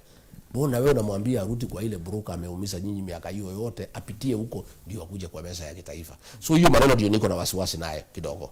Tena mimi nimeanza kuona vijana wadogo, huyu kijana anaitwa Osoro, huyu anaitwa Nyakundi, wanamtusi Matiang'i na kusema ni mtu bure, hawezi akwende, atarudi Washington, hiyo mtu hawezani na Kenya nini. Mimi nauliza jamii ya Mugusi, hakuna wazee ya kuita hii watoto waambie hawa wasitukane kiongozi wa jamii? Kwa sababu hao vijana mimi najua William Ruto anawatuma. Hiyo ndio kazi yake, ya kutuma vijana kutukana viongozi. Huyu kijana anaitwa Osoro, huyu anaitwa Nyakundi, na hii anaitwa Sahil. Wanatukana huyu Matiang'i, yeye ni kiongozi wa jamii. Sijasikia wazee wameambia hao vijana ni makosa. So nimeanza kushindwa. Huyu Matiang'i amekubalika kabisa kama kiongozi wa jamii. Your Excellency, tukiongea mambo ya Osoro ni chief whip wa serikali ya lakini si ni Mugusi. Lakini mimi nakuuliza, si ni watoto kwamba anatetea, si ni watoto ya nyumbani, si ni watoto ya nyumbani. Lazima tuchunge heshima ya jamii. Nyinyi kama jamii, kama mnapata hiyo vijana wadogo wanatukana kiongozi ya jamii na wazee wamenyamaza, ni kwamba huyu kiongozi wenu atalindwa na nani? Huyu kiongozi atafaulu na namna gani kama hana watu ya kumlinda? How can a community as big as the Bagusi wakubalie vijana wadogo watumiwe na Ruto kutukana kiongozi wa jamii na kutukana jamii? Kwa sababu ukitukana kiongozi wa jamii, umetukana jamii. Hata kama ni chief whip, hata kama ni treasurer, who is defending Fred Matiang'i kutoka Bagusi? Tangu watukano na hao vijana, wazee wamechukua jukumu gani? Vijana wamechukua jukumu gani? How do we trust ya kwamba huyu Matiang'i enjoys the goodwill of the Bagusi community na amekubalika kuja kwa mesa on their behalf? Sahili tunaona natusiwa na watoto na hakuna mtu anaongea. That is my concern, because we need to know vile natakikana. Saa hii Matiang'i akiguswa, jamii nasema no, don't touch that man, that is our leader. Lakini hao vijana wanatembea kila pahali wanamtukana. So niambie jamii ya Bagusi, ndio Matiang'i apate acceptance nationally, You must convince us ya kwamba ndio kiongozi ambaye amekubalika. Na hakuna mtu anamtupia mawe, hakuna mtu anamtukana, hakuna mtu anamuonesha kidole. Then we are sure ya kwamba huyu ako na backing ya the community to come to the national table ya kitaifa kuongea mambo ya hiyo jamii na negotiate on their behalf. Na mimi niseme sielewi. I don't understand. Ni kwa nini hao vijana wamekubaliwa na jamii? You know, hata kama wanapewa pesa na Ruto, na ni kweli tungetaka kusikia wameitwa na wazee. You know, jamii ya Omugusi, my friend, siku Simeon Nyachae alikuwa pale, hakuna mtu angetusi Simeon Nyachae. Wazee wangekubali? Nobody could point a finger to Simeon Nyachae. Aliheshimika na akalindwa na kukingwa na jamii. You know, tuko na wazee pale wameheshimika. Chris Obure, tuko na huyu Samongeri, tuko na yule Jared Kangwana, tuko na huyu Simba, tuko na wazee pale. Na ndio Kisii mjue, mimi nikiona mkirudi kwa Ruto nitalia sana. Nitashindwa nyinyi ni jamii aina gani? Kwa sababu tuko pale na wazee wa jamii. Huyu William Ruto ameamua wale wazee anaheshimu Kisii ya kufanya kazi nao ni Osoro, ni Nyakundi na hiyo Zahil. Ati hawa ndio watu yake. Siku huyu Machogu alipewa kazi na rais Ezekiel Machogu, ambaye mimi nilifanya kazi naye na mheshimu sana. Kwanza mimi nilikuwa mdogo wake. Akiwa DC nilikuwa DO, tulifanya kazi na yeye. Na mimi nimetetea sana kwa William Ruto mpaka akakuwa kama Minister of Education. Alifanya kazi kubwa sana. Sana. Siku rais aliamua kumtimua hii jamaa, nililia machozi. Kwa sababu kama kuna waziri katika hiyo serikali alikuwa na bidii na kujitolea, ni huyu Ezekiel Machogu. Na alikufa nini? Ati ni mkabila. Kwa nini? Ati ameandika walimu kutoka Kisii. Ati sijui kwa watu wameweka parastato 2 3. Sasa ile rais ameweka watu yake 82. Machogu ameweka watu 7 watu 8 peke yake. Rais ameweka watu 82, anasema huyu ni mkabila, akamfukuza. So mimi nakauliza rais, wewe rais, tafadhali, huyu rafiki yangu Machogu ni mzee. Akiwa kwa serikali yetu wa Kisii wanaona iko mzee ya maana, mtu yao wanaweza amini, mzee ya hekima, mzee ya kuheshimika. Kama bana wajana hiyo, mimi si niko na Osoro, si niko na Nyakundi, niko na Zahil. Nikauliza rais, huyu Osoro na Zahil, kwanza hii Zahil nasikia ni Muhindi, na huyu Nyakundi, hawa rais, hii jamii hawa ndio viongozi? Wakasema hawa ndio viongozi mimi natambua katika Kisii. Sasa hiyo ndio madharau rais ako nayo kwa jamii ya Omugusi, ya kwamba ati watu wanaamini ni hawa.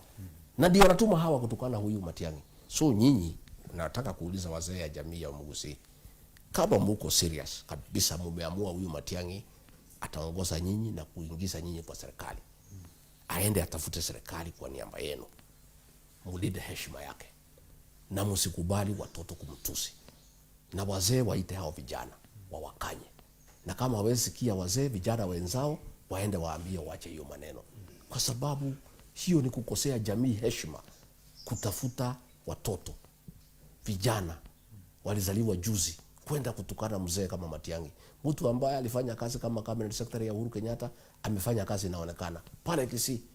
Ni wakati wa Matiang'i Central Bank imekuja, kweli ama uongo? Ni kweli. Ni wakati ya Matiang'i passport zimeanza kupeanwa pale Kisii. Ya? Ni wakati ya Matiang'i ambaye amefanya kazi ambaye inaonekana. Unasikia? Sasa mzee kama huyo, mmemlaki juzi, nimeona watu wote wamejitokeza kama jamii kusema huyu ni kiongozi wetu. Na tumeona na tumefurahi sana na tukapendezwa sana na tukaanza kusema okay, I think watu ya Kisii wameamua hawatapitia broker tena, wamepata kiongozi wao. 3 days after Arati namwambia bwana rudi kwa ODM. 4 days after Osoro anasema hii Matiang'i ni bure, hawezi ongoza Kenya, ni mtu bure, msishughulike na yeye, hakuna pahali anaenda. Sasa tunashitwa tangu huyu Matiang'i atusiwe na hivi jana. Hakuna sauti tumesikia hata moja kutoka Kisii, kutoka Nyamira. Mbona hata hii governor ya Nyamira hawezi ongea na ni mzee? Yeah? Na mimi nataka mpongeza sana huyu Richard Onyonka, because tangu Matiang'i akiwa kule nje amemshikilia sana kwa mikutano. Na huyo Onyonka pia ni mtu muungwana. Anatetea Wakenya sana hata kwa TV. Na niseme nimesikia mumemwambia Matiang'i aende awache kazi pale Washington, akuje nyumbani. Mimi nataka niulize Wakisii, itakuwa ni makosa kubwa sana. Kubwa. Mwambie Matiang'i aende awache kazi katika benki ya kitaifa. Akuje akuwe kiongozi wenu, atafute uongozi wa Kenya. Alafu unawaachilia anatukana na watoto. Iko haja gani? Sasa huyu Matiang'i akienda awache kazi, mkuje mumwachilie. Arati ameweza kuchukua watu kurudisha kwa Raila. Hao watoto wanachukua watu napeleka kwa Ruto, mtatawanyika. Na Ruto atatawanya nyinyi, by the way. If you are not careful, atatawanya nyinyi. Sasa mtakuwa huyu kiongozi anaitwa Matiang'i, mumemwambia awache kazi Washington. Mumulete nyumbani kama kiongozi ya jamii, atafute uongozi wa Kenya. Na ni kiongozi ambaye anatambulika na ako na uwezo. And then mnafanya humiliation. Jamii imekubalia watoto kumtukana. Na jamii imenyamaza. It is not right. Is it possible to have a completely agreement politically? Si hata wewe wako wanaokutusi kutoka mlimani? No. Mimi what happens, wale wananitusi. Wakienda huko mikutano, juzi mmoja alienda hapo pahali naitwa Engineer, akasimama akaambia watu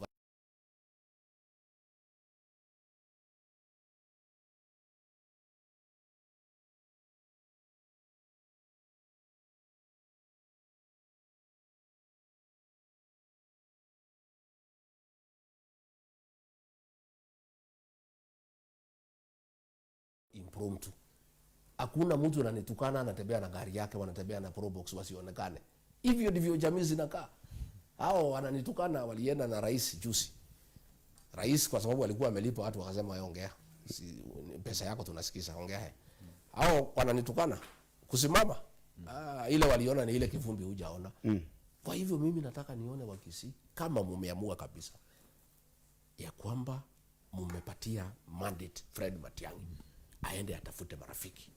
Mumemwambia awache kazi ya benki ya kitaifa Washington. Akuje nyumbani. Then mnamwaibisha, anatukana na vijana na watu wamenyamaza. It is wrong. Kama ni kwetu, hiyo vijana hawezi ongea kwa mkutano yote. Watafika mkutano waambie hapana, mkwende. Nyinyi ni wasaliti ya jamii. Kwa sababu sasa hii jamii haijapata uongozi kiwango hiyo. Sasa Fred Matiang'i akishikanisha Wakisii vizuri, atapata kitu kikubwa. Hata kama apate rais, apate ingine ama ingine, whatever it is, anaweza pata rais ingine. Sasa ako pale. Wenye kumtatiza ni vijana ya nyumbani. How? Kwa nini community ikubalie vijana ya nyumbani kutatiza yeye? Na mimi niwaambie hapa Gusii pia mkuwe tayari. Huyu Matiang'i atahangaishwa sana na serikali. Mimi najua kwa sababu hao watu mimi wamenihangaisha. Watajaribu kumfungulia makesi ya uongo, kumsumbua, kumuhoji, kumshikashika nini. Lazima kama jamii msimame na yeye. Mkisikia anatatizwa mnajitokeza. Kwa sababu that is what communities do. Kwa sababu hao watu wanamuogopa, wanaona kama amelete mambo mpya. Na pia wanajua ni mfanyikazi na wanajua ya kwamba hako na uwezo ya kuongoza. Sasa wamepanic katika serikali. Sasa hao akina Osoro kwa sababu ni watu ya fitina, wataenda pale kufitina rais, shika hii mtu, fanyia hii. So lazima watu wakae rada. Wakisikia Matiang'i anatatizwa, wakisikia anatatizwa kama jamii wanasema hapana. Wewe Ruto usitatize mtu wetu, mpatie nafasi katika demokrasia ya Kenya atafute uongozi. Vile wewe ulipatiwa nafasi ukatafuta uongozi, hata wewe usitumie the criminal justice system kumwangaisha. Mpatie nafasi pia atafute umaarufu. Kama atapata ni bahati yake, akikosa ni sawa, lakini apatiwe nafasi asihangaishwe. Mheshimiwa Gachagua, umekuwa naibu waziri, naibu rais katika hii serikali. Kwa huo muda mfupi ambapo ulihudumu, nini ile ambacho Mkisii anaweza kufurahi kwamba anakusikiza? What can the Kisii community, ama wewe unaweza ambia Wakisii kwamba mimi nilipopata nafasi ya uongozi, mimi mnaweza nisikiza, mniamini kwa sababu nilifanya 1 2 3? Mimi siko mambo mingi nilifanya. Rais hakunipatia nafasi. Serikali ya William Ruto ni one man show. Anafanya kila kitu. Ile kidogo nilipatiwa nifanye ya kahawa, Wakisii wale wanavuna kahawa wanapata kitu ya kukula. Mimi najivunia hiyo. Zawadi yangu kwa Wakisii ni leo. Ni kuwashauri kwa sababu mimi nilikuwa na William Ruto. alijaribu kugawanya mlima ndio atukalie na atutawale. Nikamkataza na ndio tukakosana. Atajaribu kugawanya Wakisii.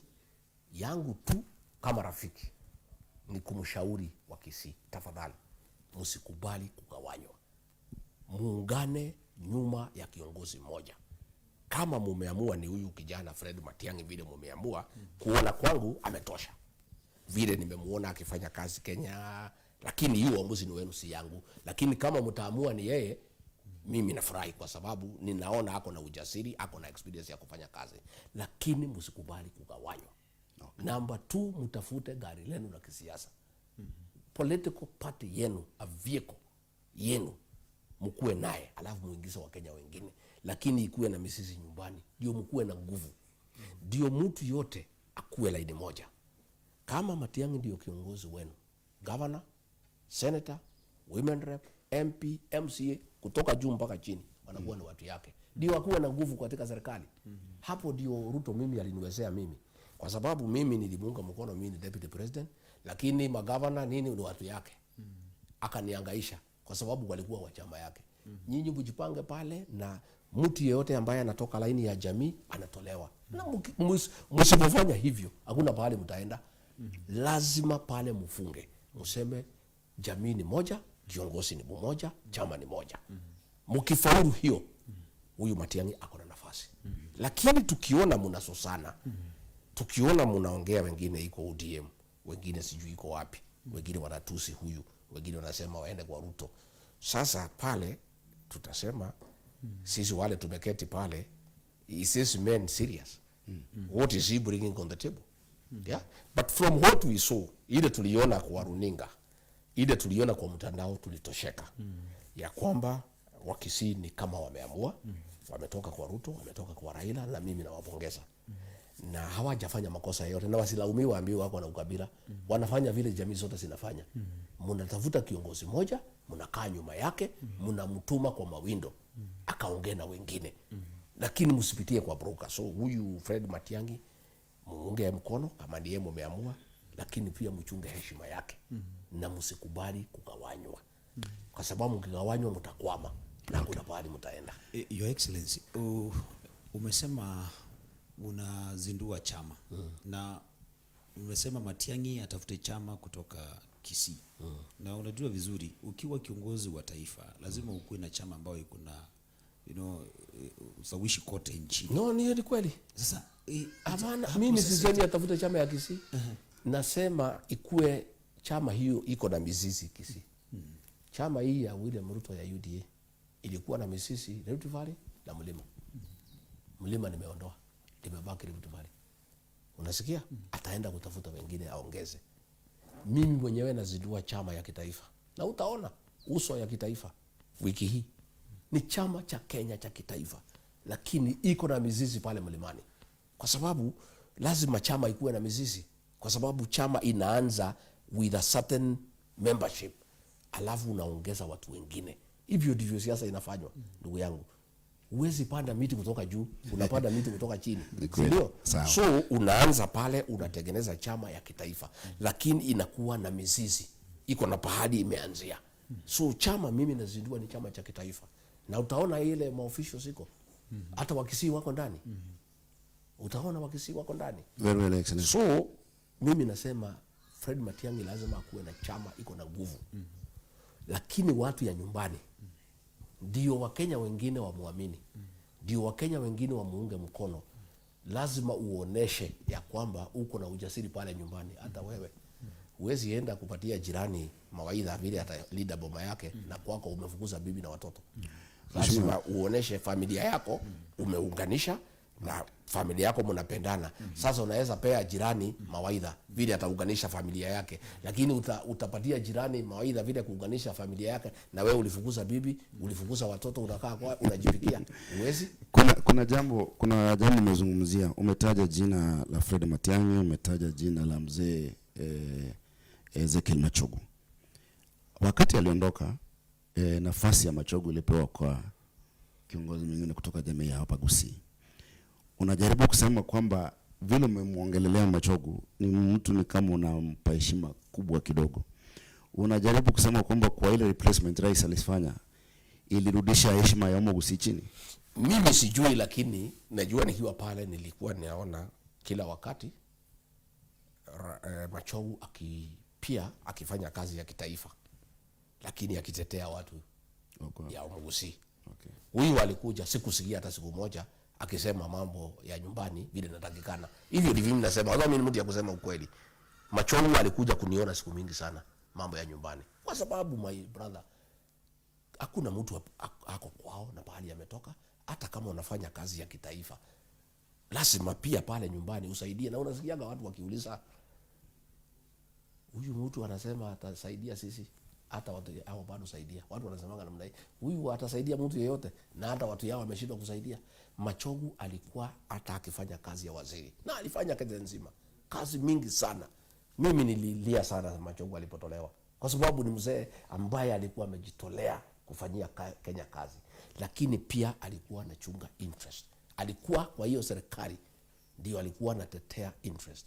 In fact, siku Matiang'i alikuwa anahangaishwa, anataka kushikwa na hii serikali, Machogu ndio tulienda naye kwa rais kusema wachana na Matiang'i. Huyu Machogu akasema tumeshinda rais, hata kama huyu Matiang'i tulipingana, tusifuate yeye na bibi yake na watoto yake, tuachane na yeye kwa sababu tulishinda, na vile tumepata ushindi, kwa nini tufuate mtu? Machogu ndio aliongoza, tulienda na yeye kwa rais, akamwambia Rais William Ruto wachana na bwana Matiang'i. So mimi nasema as we speak today, katika serikali ya William Ruto, wazee ya jamii ya Mugusi ni Osoro, Nyakundi na Sahili. Hapo ndio mko kama jamii. That is how sad it is. Sasa mko na nafasi ya kutafuta kiongozi wa hekima, wa maana, na kuungae mkono 100%.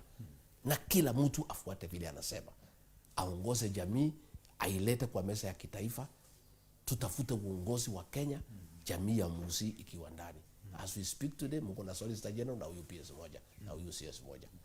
Naona huyu Bitange Demo juzi kulikuwa jama ya kumtoa kama balozi pale yako nchi gani, ako pale kwa European Union, yeah, akataka aletwe at University of Nairobi bila mpangilio, ndio atoke pale, hiyo kiti jaswe na mtu mwingine. Akakataa, ni mtu mwerevu huyu Bitange Demo, balozi, mtu ya maana sana. Nilikuwa na yeye huko nikienda kutafuta mambo ya bei ya kahawa na machani chai.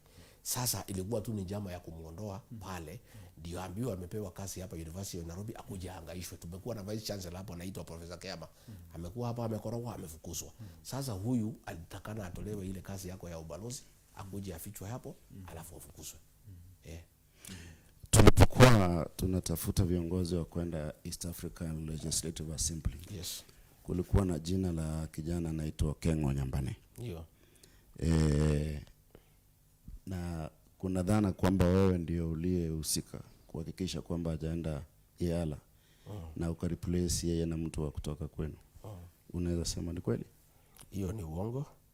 Mimi sikuwa na hiyo uwezo, and sikuwa na uwezo, na mimi sikuhusika. Mimi nilikuwa mtu yangu anaitwa Maina Karovia. William Ruto alikuwa amenichenga kumfukuza, nikakataa. Hiyo ndio ilikuwa vita yangu, nilikuwa nahusika na mambo yapo. Unasikia? Hizo viti zingine zote rais ndiye alikuwa anabeana. Mpaka yangu alikuwa amechukua, anataka kupatia mtu mwingine. Nasikia? Rais ndio mwenye kila kitu, ndio mwenye kusema. Na ndio alimnyima, sio mimi. Mimi sikuwa na uwezo. Mimi ile nilikuwa nafanya ni kupigania watu yangu. Na ndio rais alikuwa anasema mimi ni mkabila. Kwa sababu nilikuwa naona akitaka kunifinya, mimi nakataa. Machogu alikuweko pale, alikuwa anajaribu kutetea wa Mugusi. Saa hii hamuna mtu ya kutetea nyinyi.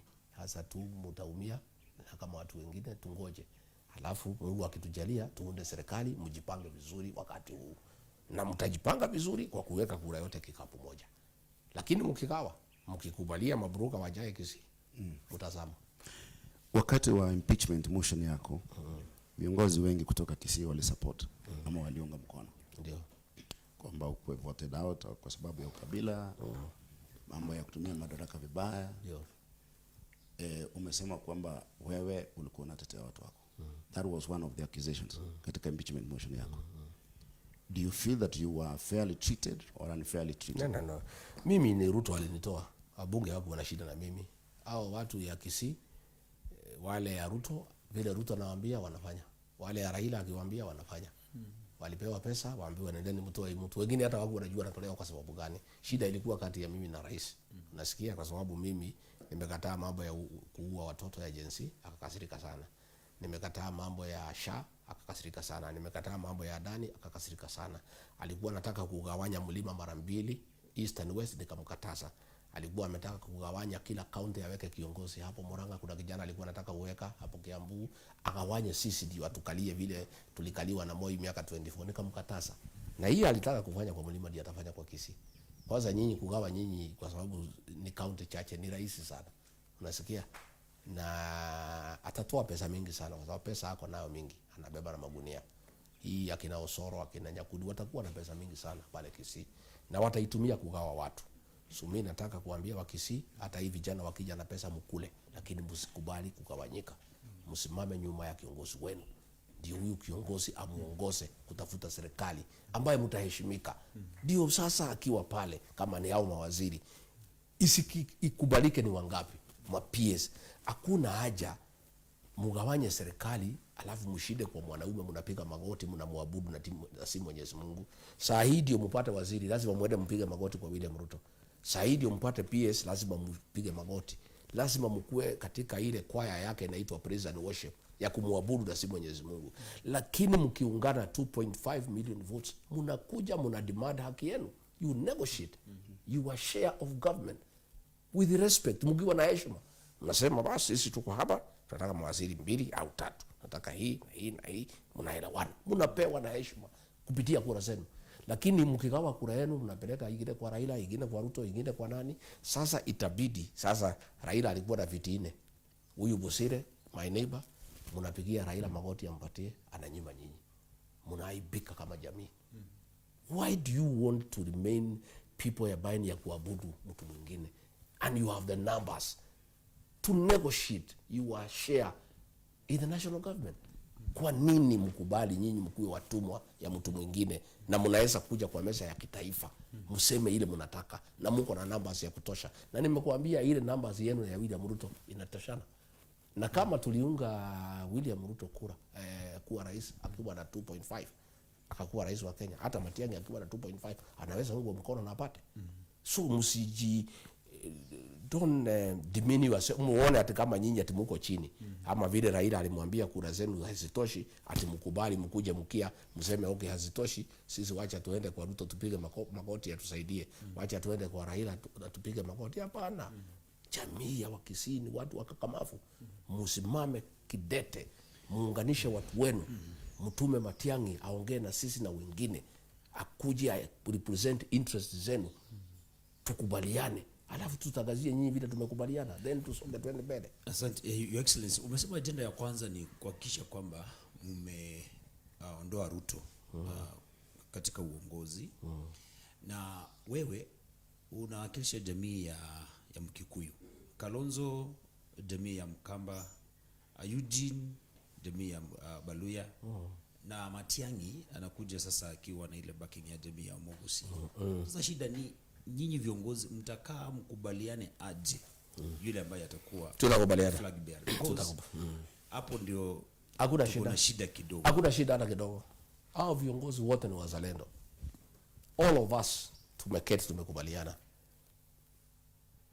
that ya kwamba hii Kenya hakuna pahali itaenda kama William Ruto atakuwa president another term.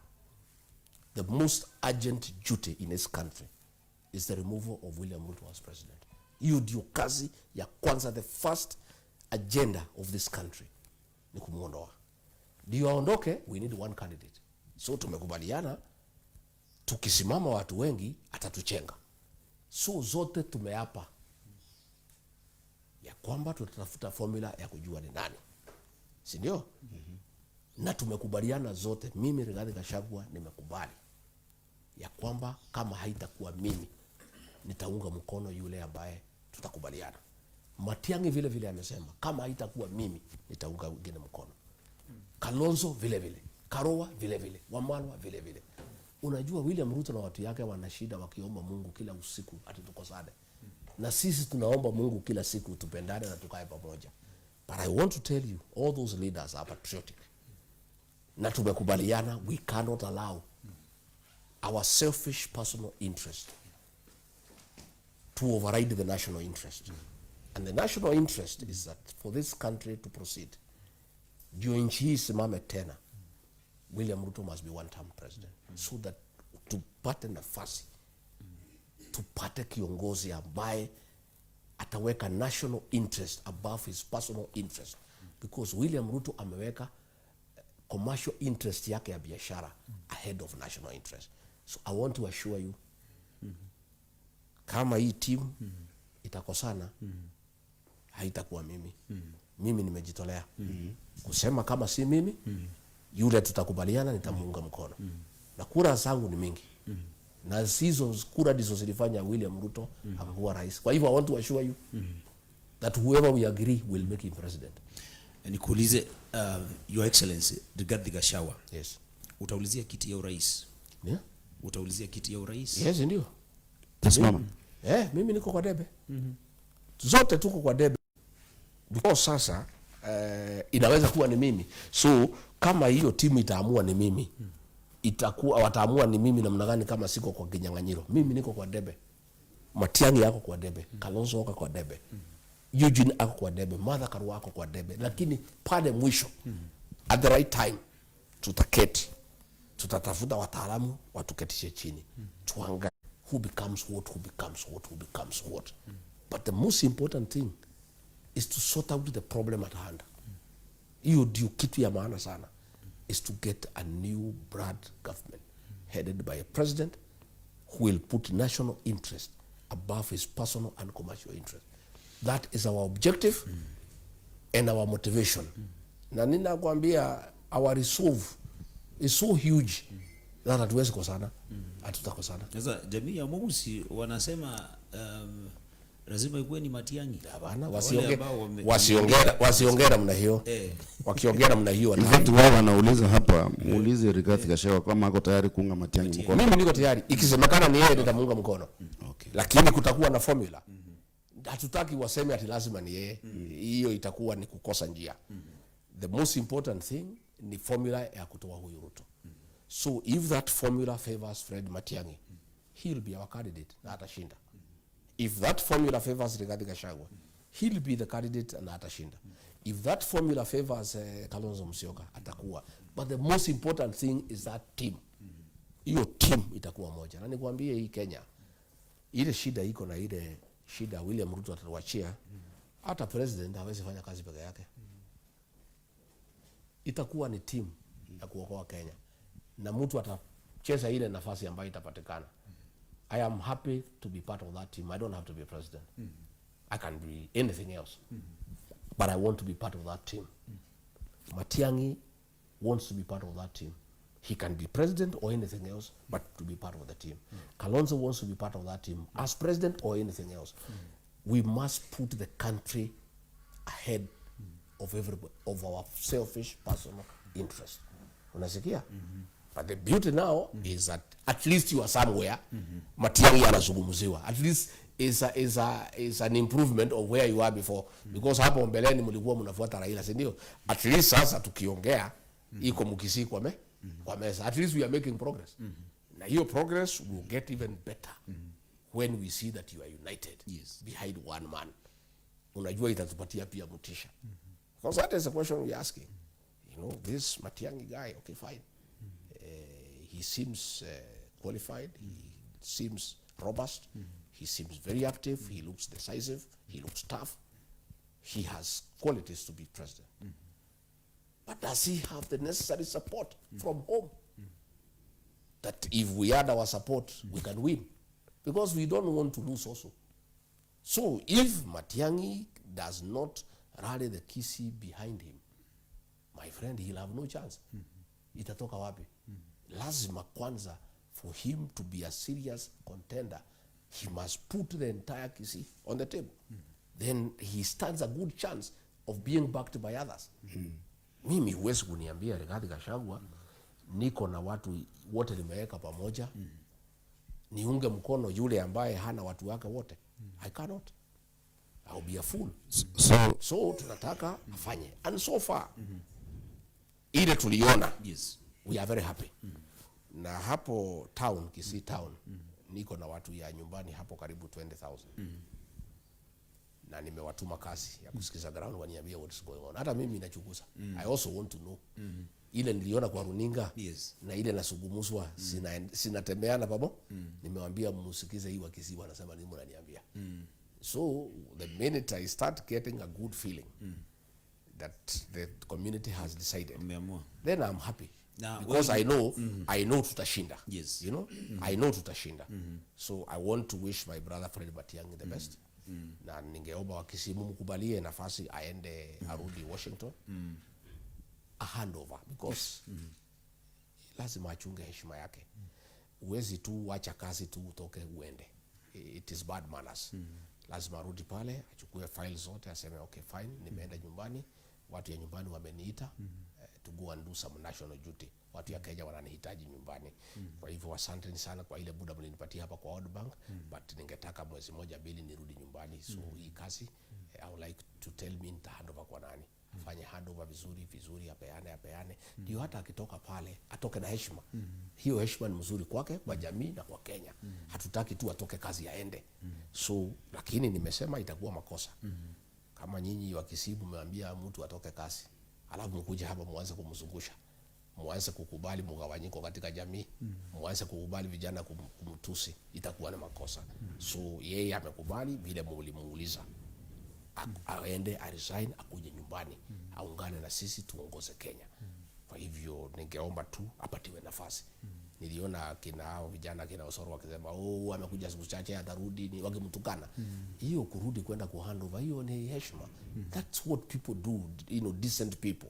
Kama ulipewa kazi na mtu, huwezi toka tu uende. You know, lazima pia uwe muungwana.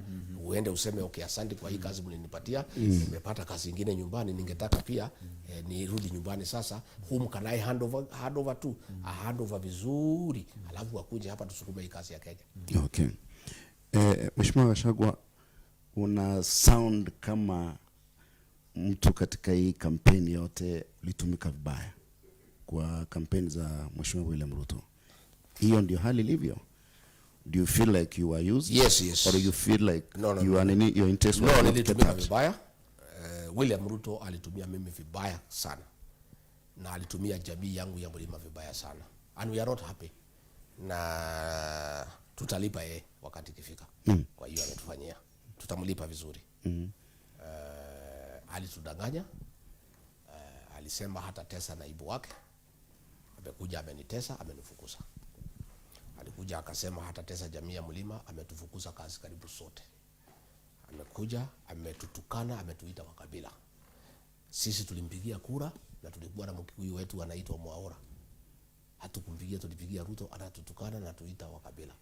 Amerudi pale anajaribu kuunganisha jamii, situpige, jamii zimekataa. Na mimi nashukuru sana. Siku tumekuwa hapo wa Munyoro, watu ya Mlima wamefurahi sana, waliona Matiang'i hapo, wakaona Kalonzo hapo, wakaona Muturi hapo, wakaona Linturi, wakaona Wamalwa, wakaona Noah Wekesa, wakaona Moses Karanga, wakajua kabisa ile mpango Ruto alikuwa amepanga ya kutenga jamii ya Mlima imesabaratika. Jamii zingine zimekubali kufanya kazi na watu ya Mlima. Na sisi ni wangwana by the way. Wacha nikwambie, na wakisi watajua sisi ni akina nani kama tutatembea hii safari pamoja. Na mimi naomba tutembee pamoja. Naomba tupige kura debe moja this time. Na vile tunafanya biashara na nyinyi, nataka tusaidiane kisiasa. Sisi ni wangwana na sisi ni watu ya shukrani. Kama sisi hatukuwa wangwana, hatungefuata Ruto, hatungeunga yeye mkono. Tulikuwa tumemwahidi na tukampatia. Kufika pale akakuwa na madharau, akatugeuka. Na mimi nataka mjiulize nyinyi hapo Kisii. Kama sisi tulimpatia kura, ametugeuka, ametufanyia madharau. Nyinyi hakupigia yeye, atafanyia nyinyi nini? Sasa hii Charles Nyachae amekataa. Hii Bitange demo alikuwa anataka kutoa. Pale mapies amenyima nyinyi. Pale mambo ya dini imekwama. Sasa hata mimi niseme kama sasa huyu Matiang'i hakutengeneza Sironga Girls, siku alikuwa CS.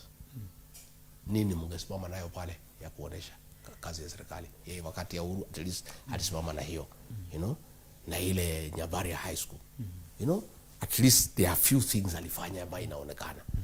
So mimi nikwambie ndugu yangu, mimi na watu wetu walitumika vibaya. Hakuna mtu atatumia sisi vibaya tena. Sisi tumejipanga, tuko na chama yetu, tunapanga mambo yetu. Na sisi tumetafuta marafiki na tunafurahi ya kwamba among our new friends are the Kisii. We are very happy and I want to tell the community tumefurahi. Na hivi karibuni Fred Matiang'i akirudi tunatembea. Najua hatutaki kuja bomba ya mzee bila yeye kuweko. Itakuwa ni bad manners. Kwa sababu sisi watu tuko na heshima. Na tukitaka tukija Kisii tupitie na mwenye boma. Kwa sababu inatakana namna hiyo. Okay. So that tukuje tutembee tuongee na wa Kisii na pia ni wapime kabisa kama wameamua. Mbona tuamini? Mbona tushuku? Unajua Kikwetu wanasema mtu ambaye ameumwa na nyoka nyeusi hata akiona nyungu anakimbia. Mimi nashuku kwa sababu nimeona Arati pale akisema Matiang'i ndio kiongozi wetu. 3 days after nimeona kusema ati Matiang'i arudi kwa Raila. Lakini Arati alisema lakini Matiang'i kwa chama. Una wale wamsaidie sababu hata sasa sio chama ndio mmekuwa. Si mmepata hasara, mmepata nini hapo kwa ODM. So yeye kama mmekutana pale mmesema huyu ndio kiongozi. 3 days after amesema ati wewe rudi ataenda kwa ODM kwa baba. Sasa mimi nikaanza kushindwa. This Kisii are they serious? Yeye alisema baba aunge mkono Matiang'i sababu anahitaji baba si amesema kura zenu hazitoshi. Si kura zenu ni muhimu kwake zikimunga mkono. Si ndio? So tena nimeona vijana wanatusi Matiang'i, hakuna mtu anaongea. Hiyo ndio kitu imenishangaza kwa sababu kama anatusiwa, mimi nimeona mumemulaki pale. Maelfu ya watu na shangwe na vigelegele na jamii imefurahi inasema kiongozi wetu. Siku ine anatukana na watoto. Your Excellency Kimani Ichung'wah ndiye kiongozi wa wengi bungeni na yeye anasemanga maneno akiwa mlima. Anaongea juu yako sana. Anaongea akiwa mlima, anaongea akiwa nje. Hata Jafet aliongea hakuongea akiwa Kisii. Sasa lakini akifika mlima anaambiwa usijaribu tena. Alifika pale inaitwa Engineer Nyandarua.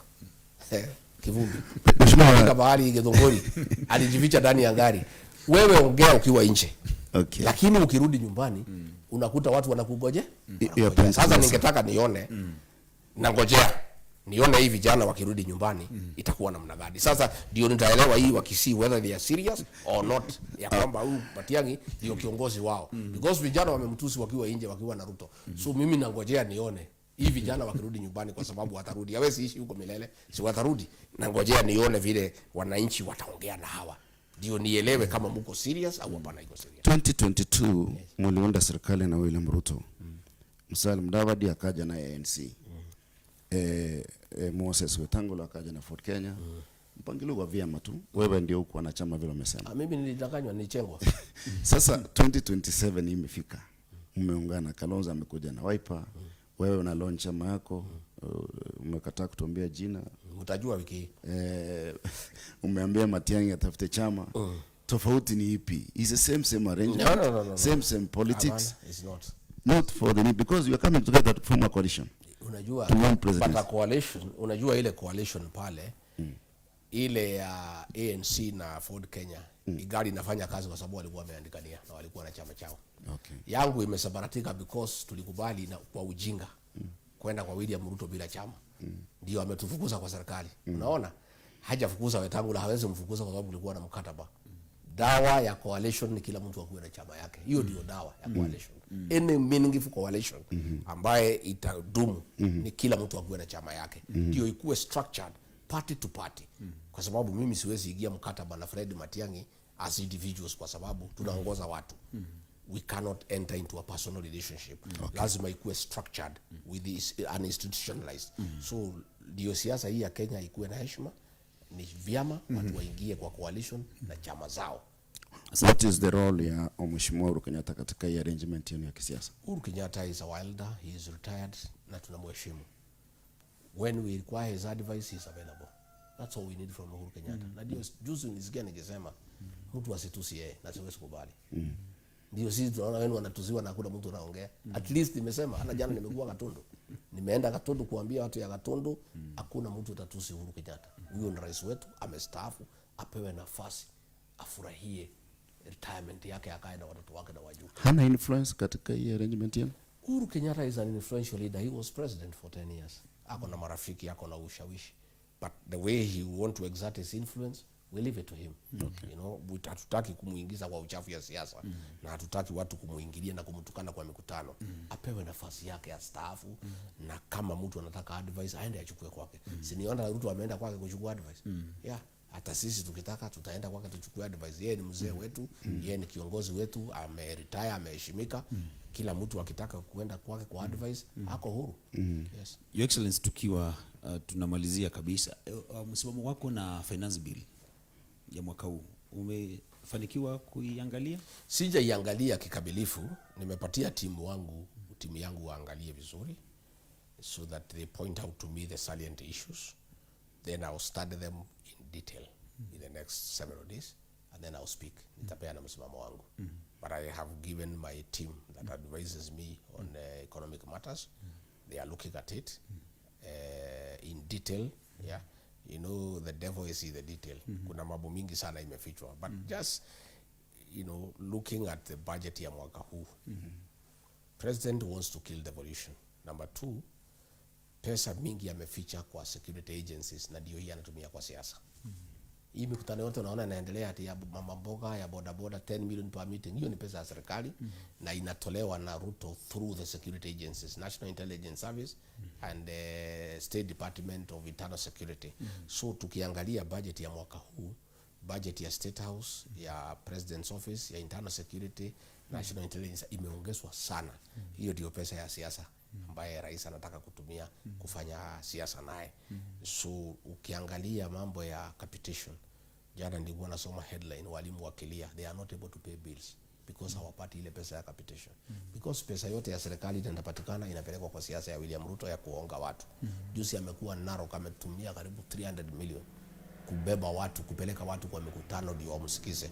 Juzi alikuwa kwa mlima alitumia over 1 billion shillings kuhonga watu ndio wamsikize. So pesa kwa budget imefichwa katika security agencies ambaye haikuwa accounted for through the confidential votes of the security agencies. Hiyo pesa yote ni ya rais ya kufanya siasa. So department, Ministry of Education imenyimwa pesa, health imenyimwa pesa. So ni matatizo mengi sana tuko nayo. But as I have told you, dawa ni moja tu. Hakuna ingine. Ni one term. Hakuna, there is no other remedy. This is the problem we have as a country. There is only one remedy. In 2022, pia nikiulizia kitu ili influence kula za 2022 mlisema ni bottom up.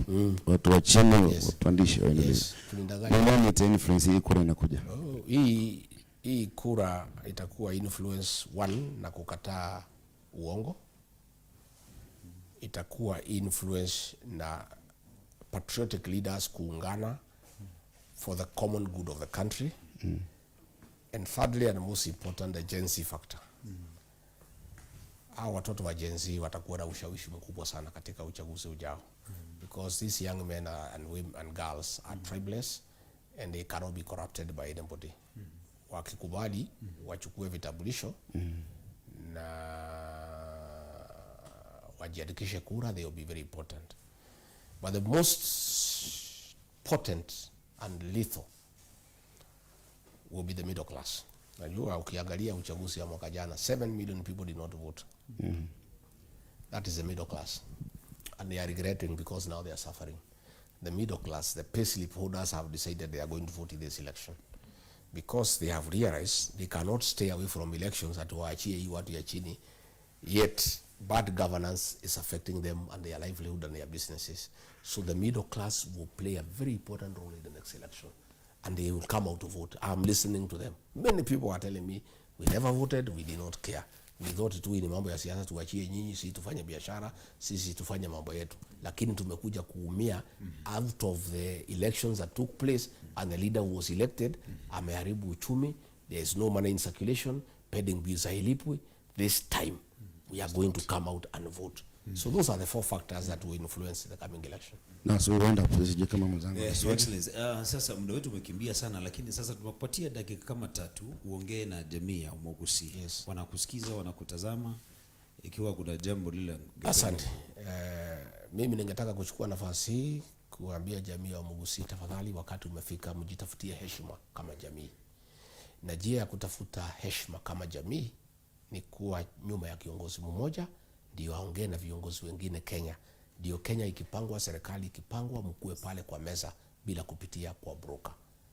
Number 2 ni kutafuta heshima ya jamii ya kuhakikisha ya kwamba kiongozi wenu anaheshimika ndani ya hiyo jamii. Ni makosa sana kiongozi wa jamii akitukanwa na vijana hapo ambaye ni wa jamii.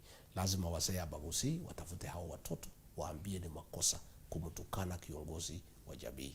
Ya 3, ningetaka kuambia jamii ya Wamugusi, huyu Fred Matiang'i sisi tumemkubali na tutafanya kazi naye kama mtamuunga mkono, na tutakuwa naye kwa serikali na tutasikizana. What I can promise, sitaki kusema atakuwa rais ama atakuwa nani, lakini kama mtamuunga mkono atakuwa part of the team ambayo itaongoza Kenya, that will deliver Kenya, na atachangia kiasi kikubwa sana katika hiyo serikali.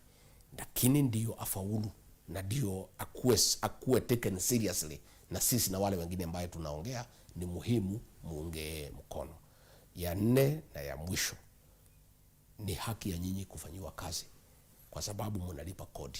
Sio lazima mpigie William Ruto makoti kwa sababu yeye si Mungu ndio mfanyiwe maendeleo. Ni haki yenu kama Wakisii ku demand zile project zote ambaye zilianzishwa zimalizike. Ni haki yenu ku demand ya kwamba mpate haki yenu katika serikali na watoto wenu wapate kazi, na sio lazima mpigie William Ruto magoti ndio mpate nafasi yenu katika Jamhuri ya Kenya. Na ya mwisho niseme mimi nawapenda sana.